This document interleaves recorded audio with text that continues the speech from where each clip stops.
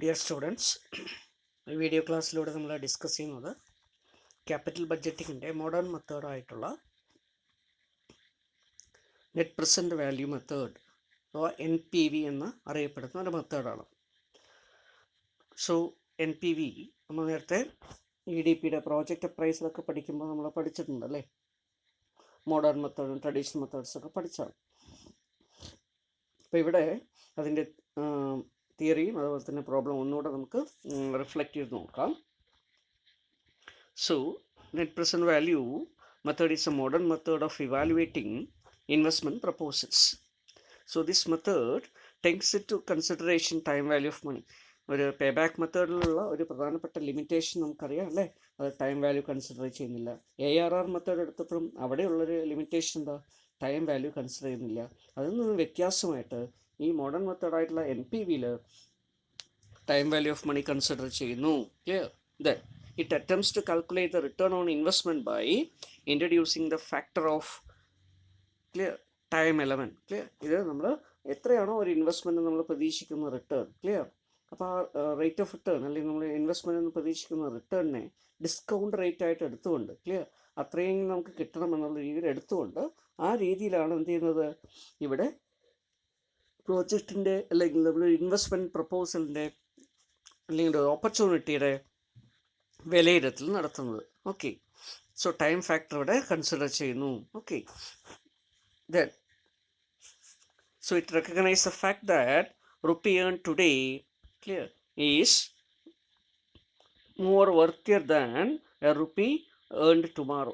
അപ്പോൾ കറണ്ട് ഫണ്ടിന് കൂടുതൽ പ്രാധാന്യം നൽകിക്കൊണ്ടുള്ള ഒരു മെത്തേഡാണത്. ഓക്കെ, അപ്പോൾ ആ രീതിയിൽ ആണ് നമ്മൾ NPV ഡ്രാഫ്റ്റ് ചെയ്തിരിക്കുന്നത്. അപ്പോൾ ഇങ്ങനെയുള്ള ഒരു റേറ്റ് വെച്ചിട്ടായിരിക്കും നമ്മൾ എന്ത് ചെയ്യുന്നത്, ഇതിൻ്റെ ടൈം വാല്യൂ മെഷർ ചെയ്യുക. ക്ലിയർ? അല്ലെങ്കിൽ ഈ പീരീഡിനെ മെഷർ ചെയ്യുന്നത്, അല്ലെങ്കിൽ ഈ പീരീഡിലുള്ള അല്ലെ ഡിഫറെൻറ്റ് പീരീഡ്സിൽ കിട്ടുന്ന ഇൻഫ്ലോസിനെ കമ്പയർ ചെയ്യുന്നതിന് വേണ്ടി കറണ്ട് പീരീഡിലേക്ക് മാറ്റുന്നത്. അപ്പോൾ ഇതൊരു പ്രീ ഡിറ്റർമിൻ ഡേറ്റ് ആയിരിക്കും, ഒരു കട്ട് ഓഫ് റേറ്റ് ആയിരിക്കും, അതല്ലെങ്കിൽ ഇതൊരു അല്ലേ റേറ്റ് ഓഫ് ക്യാപിറ്റലൈസേഷൻ എന്ന് വേണമെങ്കിൽ പറയാം, അതല്ലെങ്കിൽ minimum required rate of return ആയിരിക്കും, അല്ലെങ്കിൽ ഇത് ഡിസ്കൗണ്ട് റേറ്റ് ആയിട്ടും പറയപ്പെടും. Clear? Following are the necessary steps to be followed for adopting clear present value method while evaluating investment proposal. എന്തൊക്കെയാണ് നമുക്ക് സാധാരണ എടുക്കേണ്ട step? Number 1, so first of all determine the appropriate rate of interest that should be selected in the minimum required rate of return called cut off rate or discount rate. Clear? അപ്പോൾ നമ്മൾ എന്ത് ചെയ്യണം, ആദ്യമായിട്ട് ഒരു rate of discount select ചെയ്യണം. ഈ rate of ഡിസ്കൗണ്ടിനെ clear എന്തൊക്കെയായിട്ട് പറയാം, നമുക്ക് മിനിമം റേറ്റ് ഓഫ് റിട്ടേൺ എന്ന് പറയാം, കട്ട് ഓഫ് റേറ്റ് എന്ന് പറയാം. Clear? So required rate of return എന്നോ കട്ട് ഓഫ് റേറ്റ് എന്നോ അല്ലെങ്കിൽ ഡിസ്കൗണ്ട് റേറ്റ് എന്നോ അങ്ങനെയൊക്കെ പല പേരിലും ഇത് അറിയപ്പെടുന്നു. ക്ലിയർ? ഈ റേറ്റ് വെച്ചിട്ടാണ് നമ്മൾ എന്ത് ചെയ്യുന്നത്, പ്രസൻറ്റ് വാല്യൂയിലേക്ക് കൺവേർട്ട് ചെയ്യുക. ക്ലിയർ? അപ്പോൾ 10% നമ്മൾ റിക്വയർഡ് റേറ്റ് എങ്കിൽ അത് തന്നെയാണ് ഡിസ്കൗണ്ടിന് വേണ്ടി ഉപയോഗിക്കുന്നത്. Okay, so rate should be a minimum rate of return which the investor considers but does not pay him clear to invest. അതുപോലെ തന്നെ ഇതൊരു ഇൻവെസ്റ്റർ താല്പര്യപ്പെടുന്ന അല്ലെങ്കിൽ ഇൻവെസ്റ്റർ പ്രതീക്ഷിക്കുന്ന ഒരു മിനിമം റിട്ടേൺ ആയിട്ടാണ് ഈ റേറ്റിനെ എടുക്കേണ്ടത്. ക്ലിയർ? അയാൾ ഇൻവെസ്റ്റ്മെൻറ്റിൽ നിന്നും പ്രതീക്ഷിക്കുന്ന മിനിമം റേറ്റ് ഓഫ് റിട്ടേൺ എന്താണോ, എത്രയെങ്കിലും കിട്ടണം എന്ന് അയാൾ പ്രതീക്ഷിക്കുന്നത്, അതാണ് ഡിസ്കൗണ്ട് റേറ്റ് ആയിട്ട് എടുക്കുക. So the discount rate should B either at actual rate of interest in the market or long term loans or should reflect the cost of capital of the investor. അപ്പോൾ രണ്ട് രീതിയിൽ ഇത് എടുക്കാറുണ്ട്. ഒന്നുകിൽ മാർക്കറ്റിലുള്ള interest rate എടുക്കാറുണ്ട് ഡിസ്കൗണ്ടിങ്ങിന് വേണ്ടി, അതല്ലെങ്കിൽ എന്ത് ചെയ്യുന്നു, സാധാരണ നമ്മൾ opportunity cost of capital. Clear? എന്താ ഈ ഓപ്പർച്യൂണിറ്റി കോസ്റ്റ് ഓഫ് ക്യാപിറ്റൽ നമുക്കറിയാം അല്ലേ, നമ്മൾ ഈ ഫണ്ട് മറ്റെവിടെയെങ്കിലും ഇൻവെസ്റ്റ് ചെയ്യുകയാണെങ്കിൽ നമുക്ക് എന്ത് റേറ്റ് ഓഫ് റിട്ടേൺ കിട്ടാൻ സാധ്യതയുണ്ടോ അതിനെ നമ്മളിവിടെ റേറ്റ് ഓഫ് ഡിസ്കൗണ്ട് ആയിട്ട് എടുക്കുന്നു. ക്ലിയർ? ഇങ്ങനെയുള്ള റേറ്റ് ഓഫ് ഡിസ്കൗണ്ട്, ക്ലിയർ, ഇതാണ് നമ്മൾ പ്രോജക്റ്റിനെ ഇവാലുവേറ്റ് ചെയ്യുന്നതിനും അല്ലെങ്കിൽ പ്രസൻറ്റ് വാല്യൂയിലേക്ക് ഇൻഫ്ലോസിനെയൊക്കെ കൺവേർട്ട് ചെയ്യാനൊക്കെ ഉപയോഗിക്കുന്നു. So next step, second step എന്താ, ഈ റേറ്റ് ഡിസൈഡ് ചെയ്തതിന് അടുത്തായിട്ട് compute the present value of total investment outlay. Clear? Investment outlay എന്ന് പറഞ്ഞാൽ ക്യാഷ് ഔട്ട്ഫ്ലോ ആണ്, നമ്മൾ മുടക്കുന്ന പൈസ, ഇൻവെസ്റ്റ്മെൻറ്റ് എമൗണ്ട് ആണ്. അതിന് എന്ത് കണ്ടുപിടിക്കണം? പ്രസൻറ്റ് വാല്യൂ കണ്ടുപിടിക്കണം. എങ്ങനെയാണ് പ്രസൻറ്റ് വാല്യൂ കണ്ടുപിടിക്കുക? അപ്പോൾ നമുക്കറിയാൻ പറ്റും ആദ്യം മുടക്കുന്ന പൈസ അല്ലേ, അതിന് നമ്മൾ ഇനീഷ്യൽ ക്യാഷ് ഔട്ട്ഫ്ലോ എന്ന് പറയും. ക്ലിയർ? അതിന് പുറമേ സബ്സിക്വൻ്റ് ആയിട്ട് ക്യാഷ് ഔട്ട്ഫ്ലോ ആവശ്യമുണ്ടെങ്കിൽ അതുകൂടെ നമ്മൾ എടുക്കുന്നു. ക്ലിയർ? അതുപോലെ തന്നെ വർക്കിംഗ് ക്യാപിറ്റൽ നമുക്ക് ആവശ്യമുണ്ട്, റിക്വയർമെൻ്റ് ഉണ്ടെങ്കിൽ ഒരു അസറ്റ് വാങ്ങിക്കണം, അപ്പോൾ വർക്കിംഗ് ക്യാപിറ്റലും കൂടുമെങ്കിൽ അങ്ങനെ അഡീഷണൽ വർക്കിംഗ് ക്യാപിറ്റൽ എത്ര വേണ്ടി വരുന്നു, അതിനെയും നമ്മൾ എന്ത് ചെയ്യണം? ഒരു ഔട്ട്ഫ്ലോ ആയിട്ട് തന്നെ എടുത്തുകൊണ്ട് ക്ലിയർ അതിൻ്റെ പ്രസൻറ്റ് വാല്യൂ കാൽക്കുലേറ്റ് ചെയ്യേണ്ടതായിട്ടുണ്ട്. അതുപോലെ വർക്കിംഗ് ക്യാപിറ്റൽ അഡീഷണൽ വേണമെങ്കിൽ അതും എന്ത് ചെയ്യണം? അതുകൂടെ നമ്മൾ ഔട്ട്ഫ്ലോ ആയിട്ട് എടുത്തിട്ട് വേണം എന്ത് ചെയ്യാൻ? വാല്യൂസ് കാൽക്കുലേറ്റ് ചെയ്യാം. Clear? So if the total investment is to be made in the initial year, then the present value shall be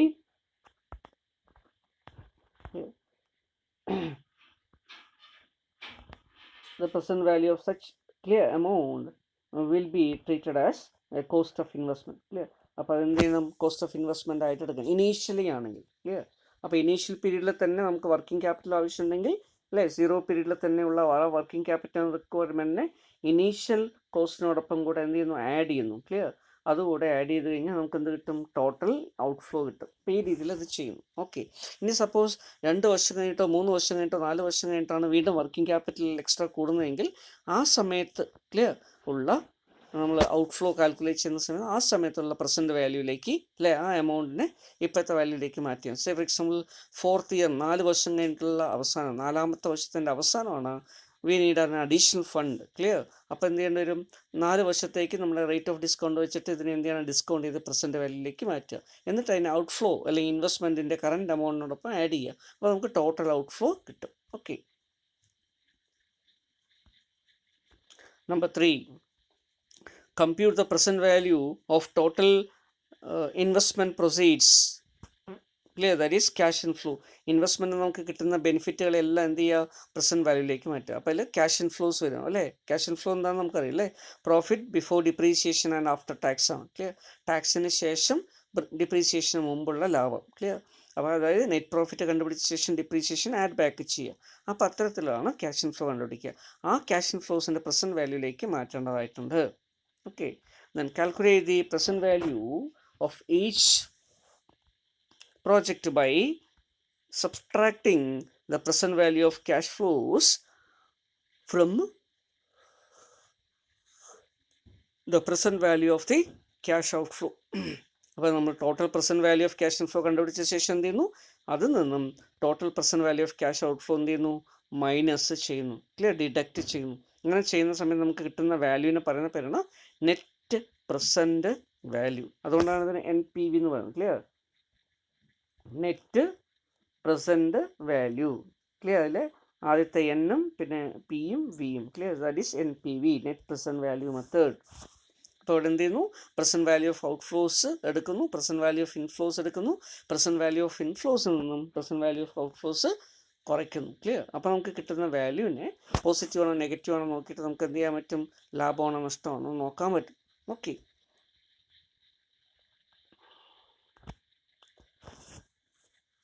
So the net present value is a positive.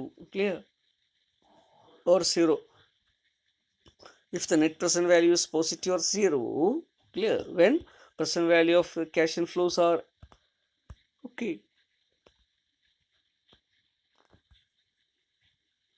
So present value of cash inflows either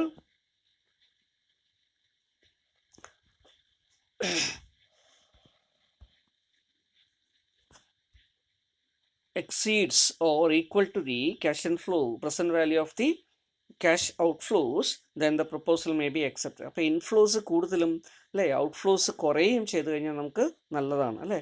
കൂടുതൽ benefit കിട്ടി കുറച്ച് മാത്രം cost ചിലവാക്കിയാൽ മതി. അതുകൊണ്ട് ഇങ്ങനെയുള്ളൊരു project നമ്മൾ accept ചെയ്യും. So but in the case of a present value of the cash inflows is less than the present value of cash outflow, the proposal shall be rejected. Clear? അപ്പോൾ ഇത് നമ്മൾ positive NPV negative NPV എന്ന് പറയും. Clear? Present value of cash inflow കൂടുതലും present value of cash outflow കുറവാണെങ്കിൽ നമുക്ക് കിട്ടുന്ന NPV എന്തായിരിക്കും? പോസിറ്റീവ് ആയിരിക്കും.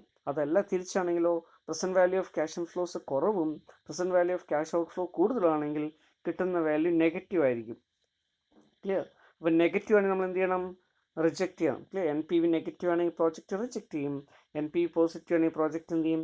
അക്സെപ്റ്റ് ചെയ്യും. അപ്പോൾ ഈ രീതിയിൽ വേണം ഒരു ഡിസിഷൻ എടുക്കാൻ. Then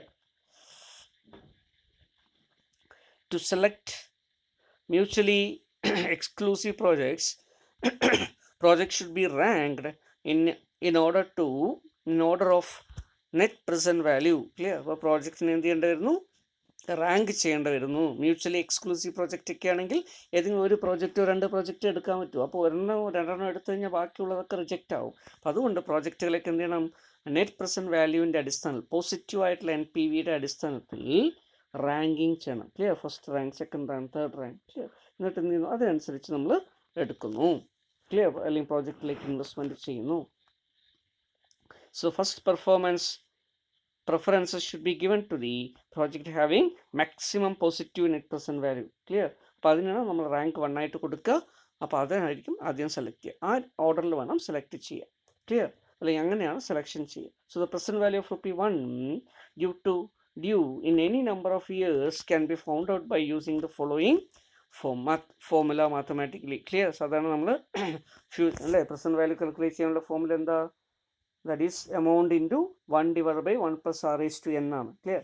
₹1 അപ്പോൾ എമൗണ്ട് വേണ്ട. അപ്പോൾ ഇവിടെ എന്ത് ചെയ്താൽ മതി? 1/1 + r⁴n. Clear?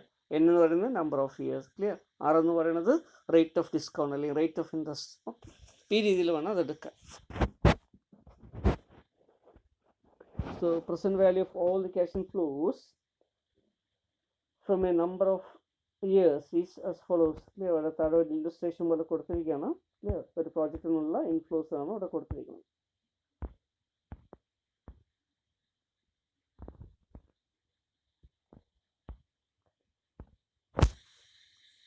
So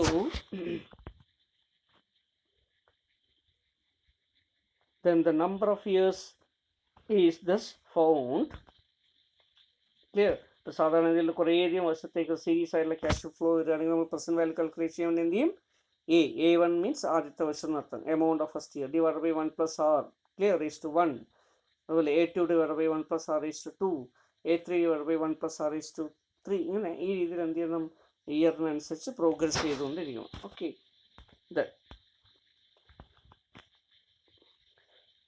so next ഇവിടെ അതിൻ്റെ എക്സ്പ്ലനേഷൻ ആണ് കൊടുത്തിരിക്കുന്നത്.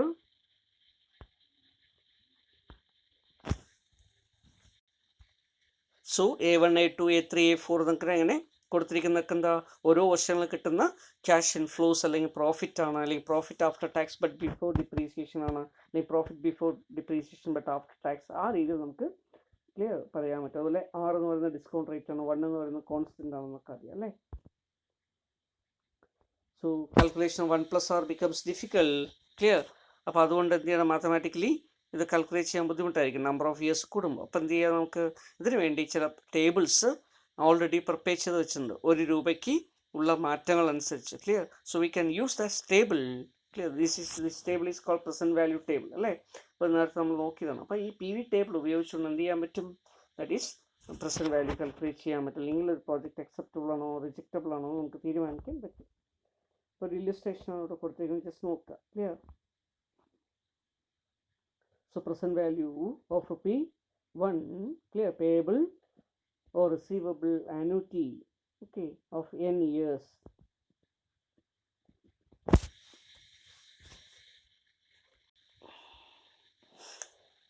So R എന്ന് പറയുന്ന റേറ്റ് ഓഫ് ഇൻട്രസ്റ്റ് ആണ് അല്ലേ? അതുപോലെ തന്നെ n എന്ന് പറയുന്നത് നമ്പർ ഓഫ് ഇയേഴ്സ് ആയിട്ട് പറയാം. ക്ലിയർ? 1, 2, 3 ആ രീതിയിൽ നമുക്ക് അപ് ടു n വരെ പോകാൻ പറ്റും. നമ്മളൊരു പ്രോബ്ലം ഉണ്ട് അവിടെ അല്ലേ? നമുക്ക് ജസ്റ്റ് നോക്കുമ്പോൾ നമുക്ക് അതിനെക്കുറിച്ച് നോക്കാം. ഓക്കെ, ഈ പ്രസൻറ്റ് വാല്യൂ ടേബിൾ നോക്കൂ. ₹1 ഇതെല്ലാം ഈ ടേബിളൊക്കെ നമ്മൾ നേരത്തെ നോക്കിയതാണ്. ക്ലിയർ? ₹1 അല്ലേ? നമ്മൾ പ്രസൻറ്റ് വാല്യൂ ഓരോ വർഷത്തേക്കും വരികയാണെങ്കിൽ എങ്ങനെയാണ് വരിക?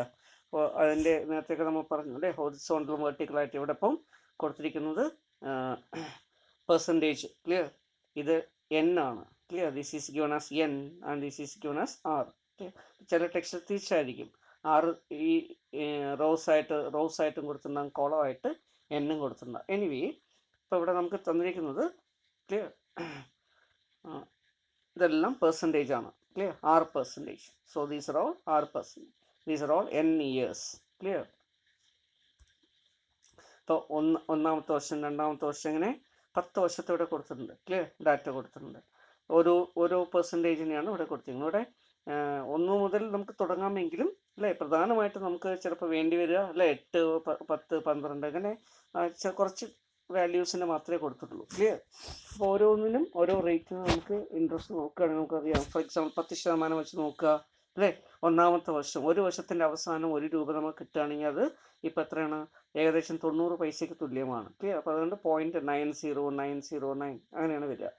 ഇത് നമ്മൾ സാധാരണ എടുക്കുമ്പോൾ 3 ഡിജിറ്റിലായിട്ടാണ് എടുക്കുക അല്ലെങ്കിൽ 4 ഡിജിറ്റ് വരെ എടുക്കാം ക്ലിയർ. കുറച്ചുകൂടെ നമുക്ക് നല്ലൊരു വാല്യൂ സ്പെസിഫിക് ആയിട്ട് കിട്ടണമെങ്കിൽ 4 ഡിജിറ്റ് എടുക്കുക അല്ലെങ്കിൽ 5 ഡിജിറ്റ് എടുക്കുക ക്ലിയർ. 3 ഡിജിറ്റ് സാധാരണ എടുക്കുക. ദെൻ രണ്ടാമത്തെ വർഷം വരുമ്പോൾ അത് 8.82654 ആയിട്ടും ക്ലിയർ. മൂന്നാമത്തെ വർഷം വരുമ്പോൾ 0.517531 ആ രീതിയിൽ ഇങ്ങനെ ഓരോ വർഷത്തേക്ക് വരുന്നു.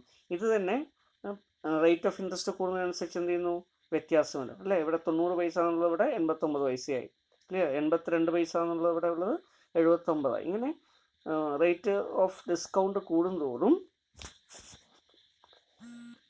എന്ത് ചെയ്യുന്നു നമ്മുടെ എമൗണ്ടിൽ അല്ലെങ്കിൽ വാല്യൂവിലും അതിനനുസരിച്ചുള്ള ചേഞ്ചസ് വരും ഓക്കെ. അപ്പോൾ ഡിസ്കൗണ്ട് കൂടുന്തോറും ഡിസ്കൗണ്ട് റേറ്റ് കൂടുന്തോറും മണിയുടെ വാല്യൂ കുറഞ്ഞു പോകുന്നു എന്ന് നമുക്കറിയാൻ പറ്റും അല്ലേ. അപ്പോൾ എന്തുകൊണ്ടാണ് മണിയുടെ വാല്യൂ കുറയുക അല്ലേ, അത് പല റീസൺ കൊണ്ടാണ്. അപ്പോൾ ആ റീസൺസ് കൂടുതൽ വരുമ്പോഴാണ് നമ്മൾ എന്ത് ചെയ്യുന്നത് ഒരു കൂടുതൽ റേറ്റ് ഓഫ് ഡിസ്കൗണ്ട് ചാർജ് ചെയ്യുക. അതുകൊണ്ട് തന്നെ ആ സമയത്തൊക്കെ മണിയുടെ വാല്യൂ പ്രസൻറ്റ് വാല്യൂ എന്ന് പറയുന്നത് കുറഞ്ഞു വരും ഓക്കെ.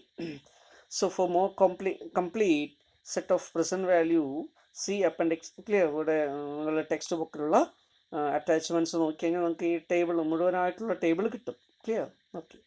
ഒരു എക്സാമ്പിൾ നോക്കാം. From the following information calculate the net present value of the 2 projects and suggest which of the projects shall be taken up for investment assuming a discount rate of 10%. അപ്പോൾ 10% discount rate ആയിട്ട് വെച്ചുകൊണ്ട് പ്രോജക്റ്റുകളെ രണ്ടിനെയും എന്ത് ചെയ്യണം project എക്സിനെയും project വൈയെയും വിലയിരുത്തണം. അപ്പോൾ അവിടെ തന്നിരിക്കുന്ന ഇൻഫർമേഷൻ നോക്കുക.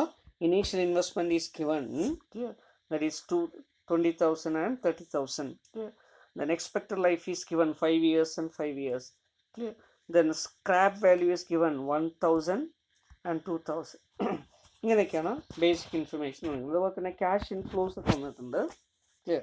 ഇവിടെ പ്രോഫിറ്റ് ആണോ ക്യാഷ് ഇൻഫ്ലോ ആണോ നോക്കണം. ഇങ്ങനെ ഒരു ക്വസ്റ്റ്യൻ തരുന്ന സമയത്ത് തന്നിരിക്കുന്നത് പ്രോഫിറ്റ് മാത്രമാണ് നമ്മൾ ക്യാഷ് ഇൻഫ്ലോ ആക്കി മാറ്റണം ക്ലിയർ. അല്ല ക്യാഷ് ഇൻഫ്ലോസ് ആയിട്ട് തന്നെ തന്നിട്ടുണ്ട് അല്ലെങ്കിൽ അതിന് പറയുന്ന പേരെന്താ ക്യാഷ് ഇൻഫ്ലോയ്ക്ക് profit after tax but before depreciation okay. അല്ലെങ്കിൽ തിരിച്ചും പറയാറുണ്ട് profit before depreciation but after tax. ഇപ്പോൾ സാധാരണ ആഫ്റ്റർ ടാക്സ് പ്രോഫിറ്റ് കണ്ടുപിടിച്ച് ഡിപ്രീസിയേഷൻ ആഡ് ചെയ്യാം. അതുകൊണ്ട് അല്ലേ profit after tax but before depreciation എന്നുള്ള രീതിയിൽ നമ്മൾ അറിയപ്പെടുന്നു. സോ ഇവിടെ പ്രോജക്റ്റ് എക്സിൻ്റെയും വൈൻ്റെയും 5 വർഷത്തേക്കുള്ള വരുമാനമാണ് അവിടെ കൊടുത്തിരിക്കുന്നത് സ്ക്രീനിൽ ക്ലിയർ ഓക്കെ. ഇനി നമ്മൾ എന്ത് ചെയ്യണം അതിനെ സോൾവ് ചെയ്യണം ക്ലിയർ.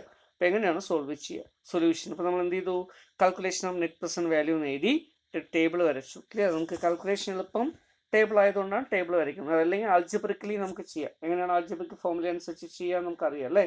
അതെങ്ങനെയാണ് ചെയ്യുന്നത് ഫോർ എക്സാമ്പിൾ A/1 + R⁴ 1 അല്ലേ ഈ രീതിയിൽ നമ്മൾ A2/1 + R⁴ അങ്ങനെ അപ് ടു AN/1 + R⁴n വരെ നമ്മൾ ചെയ്യണം അല്ലേ. അപ്പോൾ അത് ഒഴിവാക്കാൻ വേണ്ടി എന്ത് ചെയ്യുന്നു കാൽക്കുലേഷൻ ഒഴിവാക്കാൻ അല്ലെങ്കിൽ സിംപ്ലിഫൈ ചെയ്യാൻ വേണ്ടി ടേബിൾസ് ഉപയോഗിക്കുന്നു clear. So calculation net present value based on table value clear. ഇവിടെ എന്ത് ചെയ്യുന്നു തന്നിരിക്കുന്ന ഇൻഫർമേഷൻ അനുസരിച്ച് ഒറിജിനൽ ഇൻവെസ്റ്റ്മെൻറ്റ് എത്രയാ.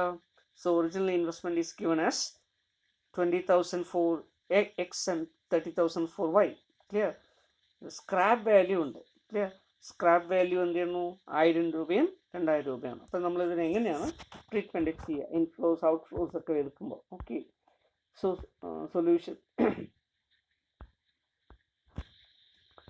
സൊല്യൂഷനിലേക്ക് വരാം. നമ്മൾ 5 വർഷത്തെ നമ്മൾ എഴുതി ക്ലിയർ. അപ്പോൾ ആദ്യത്തെ 5 വർഷം year column cash inflows column clear. അതുപോലെ തന്നെ present value of P1 factor അല്ലേ, ഇതിന് നമ്മൾ PVF ഫാക്ടർ എന്നാണ് പറയുക. PVF അറ്റ് 10% ആണ് 10%. അതെടുത്ത് എഴുതി.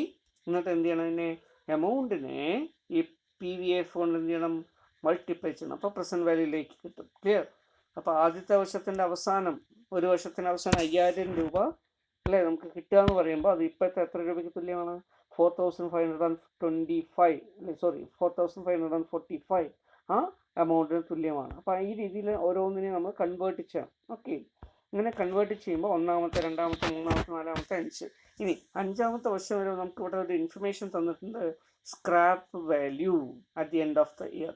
മീൻസ് എന്താ, എൻഡ് ഓഫ് ദി ഇയറിലെ സ്ക്രാപ്പ് വാല്യൂ കിട്ടുള്ളൂ. അപ്പോൾ എന്ത് ചെയ്യേണ്ടി വരും, അതും ഒരു ഇൻഫ്ലോ ആയിട്ട് വേണം എടുക്കാൻ. സ്ക്രാപ്പ് വാല്യൂ ഉണ്ടെങ്കിൽ എന്ത് ചെയ്യണം, ലാസ്റ്റ് ഇയറിൽ കിട്ടുന്ന സ്ക്രാപ്പ് വാല്യൂ ആണെങ്കിൽ ഒരു എന്തായിട്ട് എടുക്കുന്നു, it should B taken as A cash inflow. അപ്പോൾ നമ്മൾ എന്ത് ചെയ്തു, ആദ്യത്തെ 5 വർഷം കൊണ്ട് എടുത്തെഴുതി. 5 വർഷത്തെ എന്തായിരുന്നു ഇൻഫ്ലോസ്, ക്യാഷ് ഇൻഫ്ലോസ് ഒക്കെ നമ്മൾ എടുത്തെഴുതി. ഓക്കെ, ദെൻ അതിൻ്റെ ഡിസ്കൗണ്ട് ഫാക്ടർ നമ്മൾ എടുത്തു. ഓക്കെ, ദെൻ ഫൈനലി അതിനെ പ്രസൻറ്റ് വാല്യൂയിലേക്ക് കൺവേർട്ട് ചെയ്തു. ക്ലിയർ.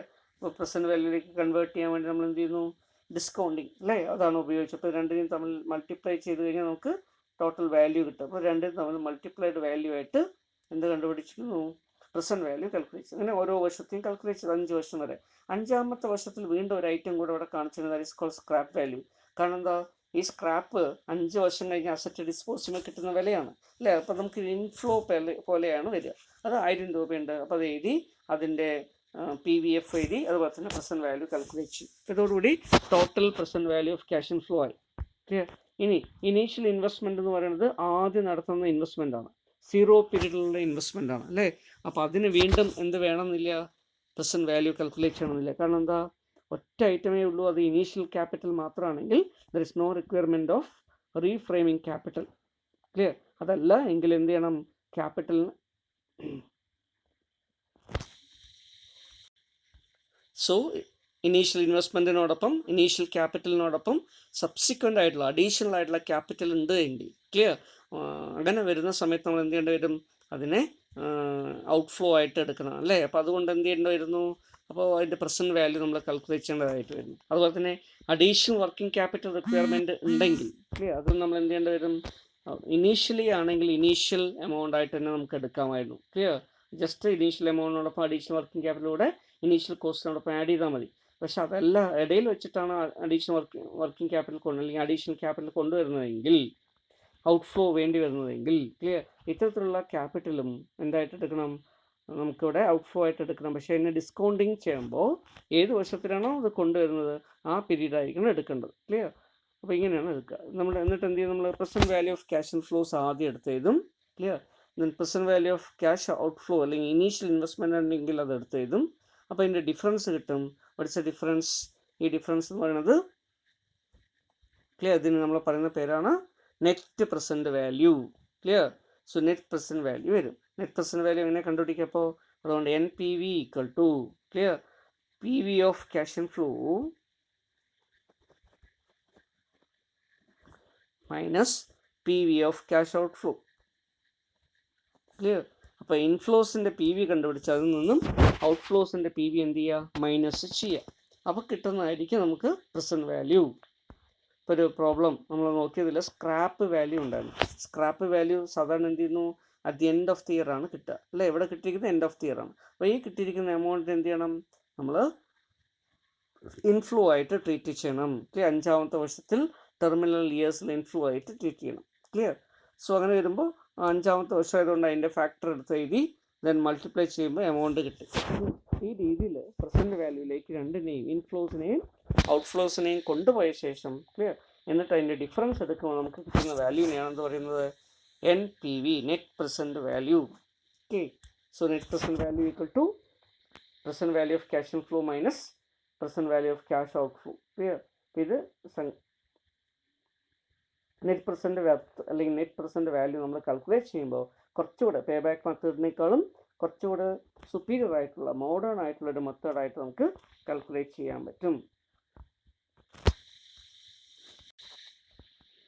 സോ ലാസ്റ്റ് ഇയറിൽ കിട്ടുന്ന സ്ക്രാപ്പ് വാല്യൂ എന്ന് പറയുന്നത് അല്ലേ, അത് എന്തായിട്ട് തന്നെ എടുക്കുന്ന ഒരു ഇൻഫ്ലോ ആയിട്ട് നമ്മൾ അവസാന വർഷത്തെ ഇൻഫ്ലോ ആയിട്ട് നമ്മൾ എടുക്കുകയാണെങ്കിൽ അല്ലേ, അതുകൂടെ ഉൾപ്പെടുത്തി അതിൻ്റെ പ്രസൻറ്റ് വാല്യൂ കൂടെ കാൽക്കുലേറ്റ് ചെയ്ത് ടോട്ടൽ എടുക്കുന്ന സമയം നമുക്ക് എന്ത് കിട്ടും? Present value of all cash inflows കിട്ടും. ക്ലിയർ? അതിൽ നിന്നും less present value of cash outflow അല്ലെങ്കിൽ ഇനീഷ്യൽ ഇൻവെസ്റ്റ്മെൻറ്റ് എന്ത് ചെയ്യുക? മൈനസ് ചെയ്യുക. അപ്പോൾ നമുക്ക് കിട്ടുന്ന എമൗണ്ടിനെ പറയുന്ന പേരാണ് നെറ്റ് പ്രസൻറ്റ് വാല്യൂ. ക്ലിയർ? അപ്പോൾ ഈ നെറ്റ് പ്രസൻറ്റ് വാല്യൂ നമ്മൾ ഇവിടെ കിട്ടിയിരിക്കുന്നത് clear present value of cash inflow 24,227 ആണ്. അതിൽ 20,000 റുപ്പീസാണ് ഇനീഷ്യൽ ഇൻവെസ്റ്റ്മെൻറ്റ് മൈനസ് ചെയ്യുമ്പോൾ നമുക്ക് എത്ര കിട്ടും? 4,227. ഇങ്ങനെ ക്യാഷ് ഇൻഫ്ലോസ് കൂടുതലും ക്യാഷ് ഔട്ട്ഫ്ലോ കുറവായിട്ട് വരുമ്പോൾ നമുക്ക് കിട്ടുന്ന വാല്യൂ പോസിറ്റീവ് വാല്യൂ. ഇങ്ങനെ പോസിറ്റീവ് NPV ഉണ്ടെങ്കിൽ മാത്രമേ നമ്മൾ പ്രോജക്റ്റ് എന്ത് ചെയ്യുള്ളൂ? സെലക്ട് ചെയ്യുള്ളൂ. നെഗറ്റീവ് NPV ആണ് വരുന്നതെങ്കിൽ ക്ലിയർ പ്രോജക്റ്റ് എന്ത് ചെയ്യും? നമ്മൾ റിജക്റ്റ് ചെയ്യും. ക്ലിയർ?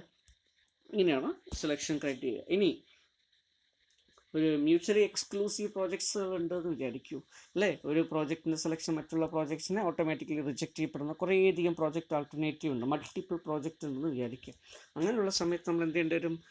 പോസിറ്റീവ് NPV എല്ലാത്തിനും ഉണ്ടെങ്കിൽ എല്ലാ പ്രോജക്റ്റിൻ്റെയും പോസിറ്റീവ് NPV നോക്കിയിട്ട് ഏത് പ്രോജക്റ്റാണോ പോസിറ്റീവ് NPV കൂടുതലുള്ളത് ആ പ്രോജക്റ്റിനെ ആയിരിക്കും നമ്മൾ സെലക്ട് ചെയ്യുക. അപ്പോൾ ഇങ്ങനെയാണ് ഒരു ഡിസിഷനായിട്ട് എടുക്കുക. ഓക്കെ. അപ്പോൾ സ്ക്രാപ്പ് വാല്യൂ വരുന്ന സമയത്ത് ഇങ്ങനെ നമ്മൾ ഇൻഫ്ലോ ആയിട്ട് എടുക്കണം എന്നുള്ളത് ഓർത്ത് വയ്ക്കേണ്ട ഒരു കാര്യമാണ്. ക്ലിയർ? അപ്പോൾ വേറൊരു എക്സാമ്പിൾ ഇവിടെ കൊടുത്തിട്ടുണ്ട് അല്ലേ. പ്രോജക്റ്റ് Y നമ്മളിപ്പോൾ എക്സിൻ്റെയാണ് ചെയ്തത്. അതുപോലെ Yൻ്റെ നമ്മൾ എന്ത് ചെയ്യുന്നു? 5 വർഷത്തെ ആദ്യം ഡാറ്റ എടുത്ത് എഴുതുന്നു. ക്ലിയർ? അതുപോലെ തന്നെ എഴുതിയ ശേഷം അതിൻ്റെ പ്രസൻറ്റ് വാല്യൂ ഫാക്ടർ PVF അല്ലേ ടേബിൾ നോക്കിയിട്ട് നമ്മൾ എടുത്ത് എഴുതുന്നു. ദെൻ എന്നിട്ട് അതിൻ്റെ പ്രസൻറ്റ് വാല്യൂസ് നമ്മൾ കാൽക്കുലേറ്റ് ചെയ്യുന്നു. അപ്പോൾ നമുക്കിവിടെ 34,728 കിട്ടി അല്ലേ. അതുപോലെ തന്നെ അത് less present value of investment എന്ന് പറയുന്നത് അല്ലെങ്കിൽ ഔട്ട്ഫ്ലോ എന്ന് പറയുന്നത് 30,000 ആണ്. അപ്പോൾ നമുക്ക് 4,728 ഇവിടെ ആണെങ്കിലോ 4,227 ഉള്ളൂ. അപ്പോൾ ഇതിൻ്റെ അർത്ഥം എന്താ? ഏത് പ്രോജക്റ്റാണ് കൂടുതൽ NPV കിട്ടുന്നത്?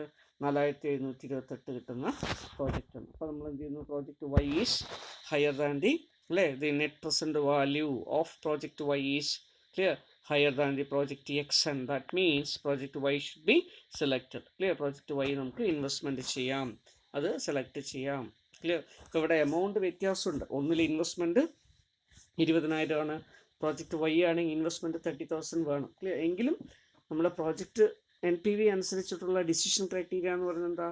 പോസിറ്റീവ് NPV ആണോ നോക്കുന്നത്, നെഗറ്റീവ് NPV ആണോ നോക്കുന്നത്. ഇതനുസരിച്ച് സെലക്ട് ചെയ്യണോ റിജക്റ്റ് ചെയ്യണോ നോക്കുന്നു. ക്ലിയർ?